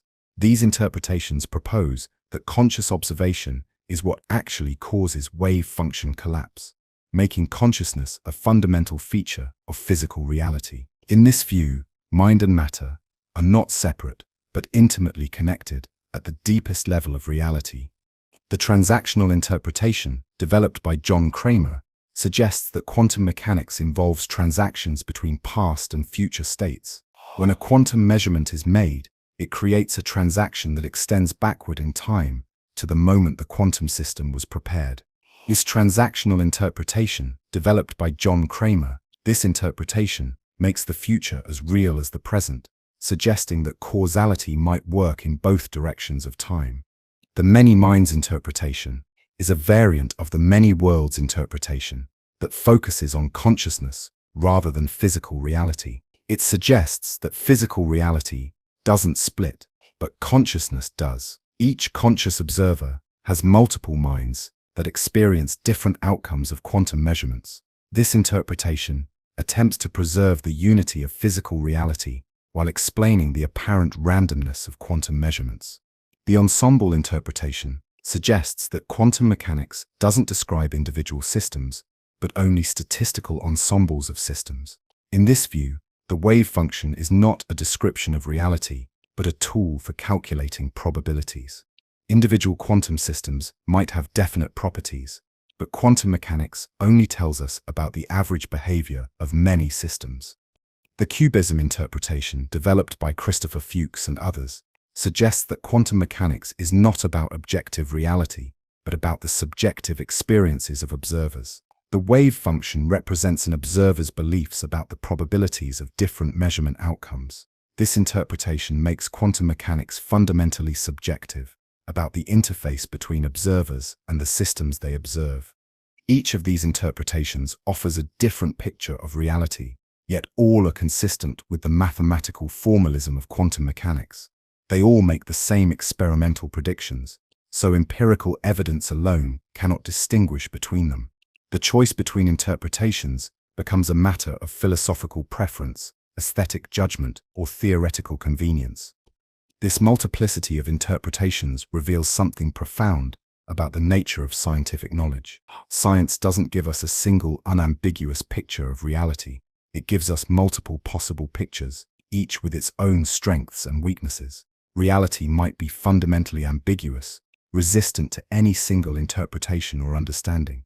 The existence of multiple interpretations also suggests that reality might be richer and stranger than any single theoretical framework can capture. Perhaps the universe is not just one thing, but many things simultaneously. Perhaps different aspects of reality require different interpretations, different ways of understanding, different conceptual frameworks. The interpretational landscape of quantum mechanics continues to evolve as new theoretical ideas emerge and new experimental possibilities are explored. Quantum gravity theories, quantum information theory, and advances in quantum technology all contribute to our understanding of quantum mechanics and its implications for the nature of reality. As you drift towards sleep tonight, consider the possibility that you might be living in multiple realities simultaneously. Perhaps there are many versions of you, each experiencing a different quantum reality, each making different choices, each living a different life. Or perhaps reality is fundamentally indeterminate, constantly being created through the observations and interactions of conscious beings like yourself. Rest peacefully knowing that reality is far stranger and more wonderful than any single interpretation can capture. That mystery is not a problem to be solved, but a feature of existence to be celebrated. There is a profound beauty in not knowing. In our age of information, where knowledge seems to accumulate at an exponential rate, where every question appears to demand an immediate answer, we sometimes forget that mystery itself is sacred. The deepest truths about reality may not be the things we can measure and calculate, but the things that remain forever beyond our full comprehension. The universe has given us consciousness capable of wonder, and perhaps that wonder is more precious than any answer we might find. The greatest scientists have always understood this. Einstein spoke of the holy curiosity that drives scientific inquiry. Niels Bohr observed that the opposite of a profound truth might be another profound truth. Richard Feynman delighted in the pleasure of finding things out, but he also found deep satisfaction in the mystery of not knowing. They understood that science is not about eliminating mystery, but about deepening it, not about finding final answers, but about discovering ever more profound questions. The quantum realm has taught us that reality is fundamentally uncertain, that there are limits to what we can know simultaneously about any system. The uncertainty principle is not just a limitation of our measuring instruments, it's a fundamental feature of reality itself. The universe appears to be built on uncertainty, on probability, on the beautiful tension between the known and the unknowable. This uncertainty is not a flaw in reality, but a feature that makes creativity, novelty, and surprise possible. The study of consciousness has revealed that the very thing that makes us capable of knowing, our subjective experience, remains the most mysterious aspect of reality. We are the universe becoming aware of itself. Yet we cannot fully explain how this awareness arises. We are conscious beings, studying consciousness, observers, observing observation, and in this reflexive loop, we encounter the limits of what can be known through objective study alone. The exploration of the cosmos has shown us that the universe is far stranger and more wonderful than our ancestors could have imagined. We have discovered black holes where space and time break down, quantum fields that fill the vacuum with potential, dark matter and dark energy that make up most of reality, yet remain invisible to us. The more we learn, the more we realize how much we don't know. The universe is not just stranger than we imagine, it may be stranger than we can imagine. Yet this unknowing is not a failure of science, but its greatest gift. The questions that remain unanswered are not problems to be solved, but invitations to wonder. Why does anything exist at all? How does consciousness arise from matter? What is the relationship between mind and reality? These questions may not have final answers, but they have the power to transform us through the very act of asking them. The poetic truth of unknowing is that mystery is not the opposite of knowledge, but its deepest source. Every answer we find reveals new questions. Every solution opens new mysteries. Every discovery shows us how much more there is to discover. The universe is not a puzzle to be solved, but a reality to be experienced, not a problem to be answered, but a mystery to be lived. This unknowing is not passive, but active. It's not ignorance, but a kind of learned ignorance, a sophisticated understanding of the limits of understanding. It's the recognition that reality is so rich, so deep, so multifaceted, that no single perspective can capture its full essence. It's the humility to recognize that we are part of the mystery we're trying to understand, embedded in the reality we're trying to explain. The beauty of unknowing is that it keeps us open to surprise, to wonder, to the possibility that reality might be far different from what we currently imagine. It keeps us humble in the face of the vast mystery of existence. It reminds us that we are temporary arrangements of matter and energy that have somehow learned to ask questions about our own existence, a fact so remarkable that it should never cease to amaze us. The poetic truth of unknowing also suggests that there might be ways of knowing that go beyond the purely rational and analytical. Intuition, imagination, aesthetic appreciation, contemplative awareness. These might be as valid as scientific investigation in helping us understand our place in the cosmic mystery. The universe has given us not just intellect, but also emotion, not just logic, but also love, not just analysis, but also appreciation. Perhaps the ultimate truth is that reality is too rich, too deep, too multifaceted to be captured by any single way of knowing. Perhaps we need multiple perspectives, multiple ways of engaging with the mystery of existence. Science gives us one way of knowing, but art, poetry, music, contemplation, and direct experience give us others. Together, they might provide a more complete picture of reality than any single approach could offer. The unknowing is not something to be overcome, but something to be celebrated. It's the source of wonder, the fountain of creativity, the wellspring of meaning. It's what makes life an adventure rather than a problem, a mystery to be lived rather than a puzzle to be solved. It's what keeps us human in a universe that is far stranger and more wonderful than we can fully comprehend. As you rest tonight, embrace the beautiful mystery of your own existence. You are a conscious being in a universe that has given rise to consciousness, but has not yet revealed its deepest secrets. You are both question and questioner, mystery and investigator. a temporary arrangement of cosmic matter that has learned to wonder at its own existence.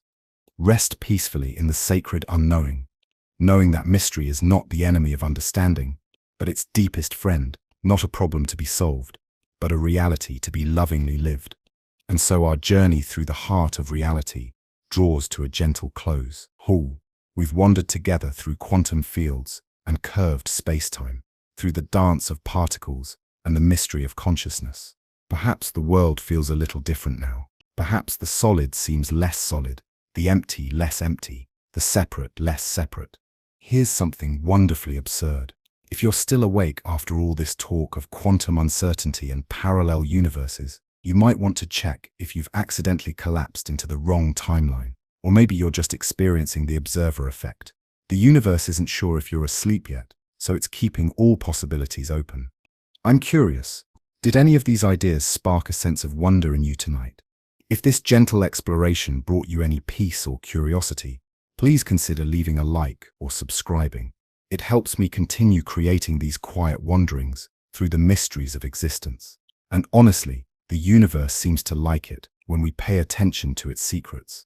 And if this gentle exploration brought you any attention to its secrets, may you rest well, knowing you are made of stardust and quantum fields, held together by invisible forces, floating through curved space-time on a pale blue dot. Sweet dreams, fellow traveler in the cosmic dance.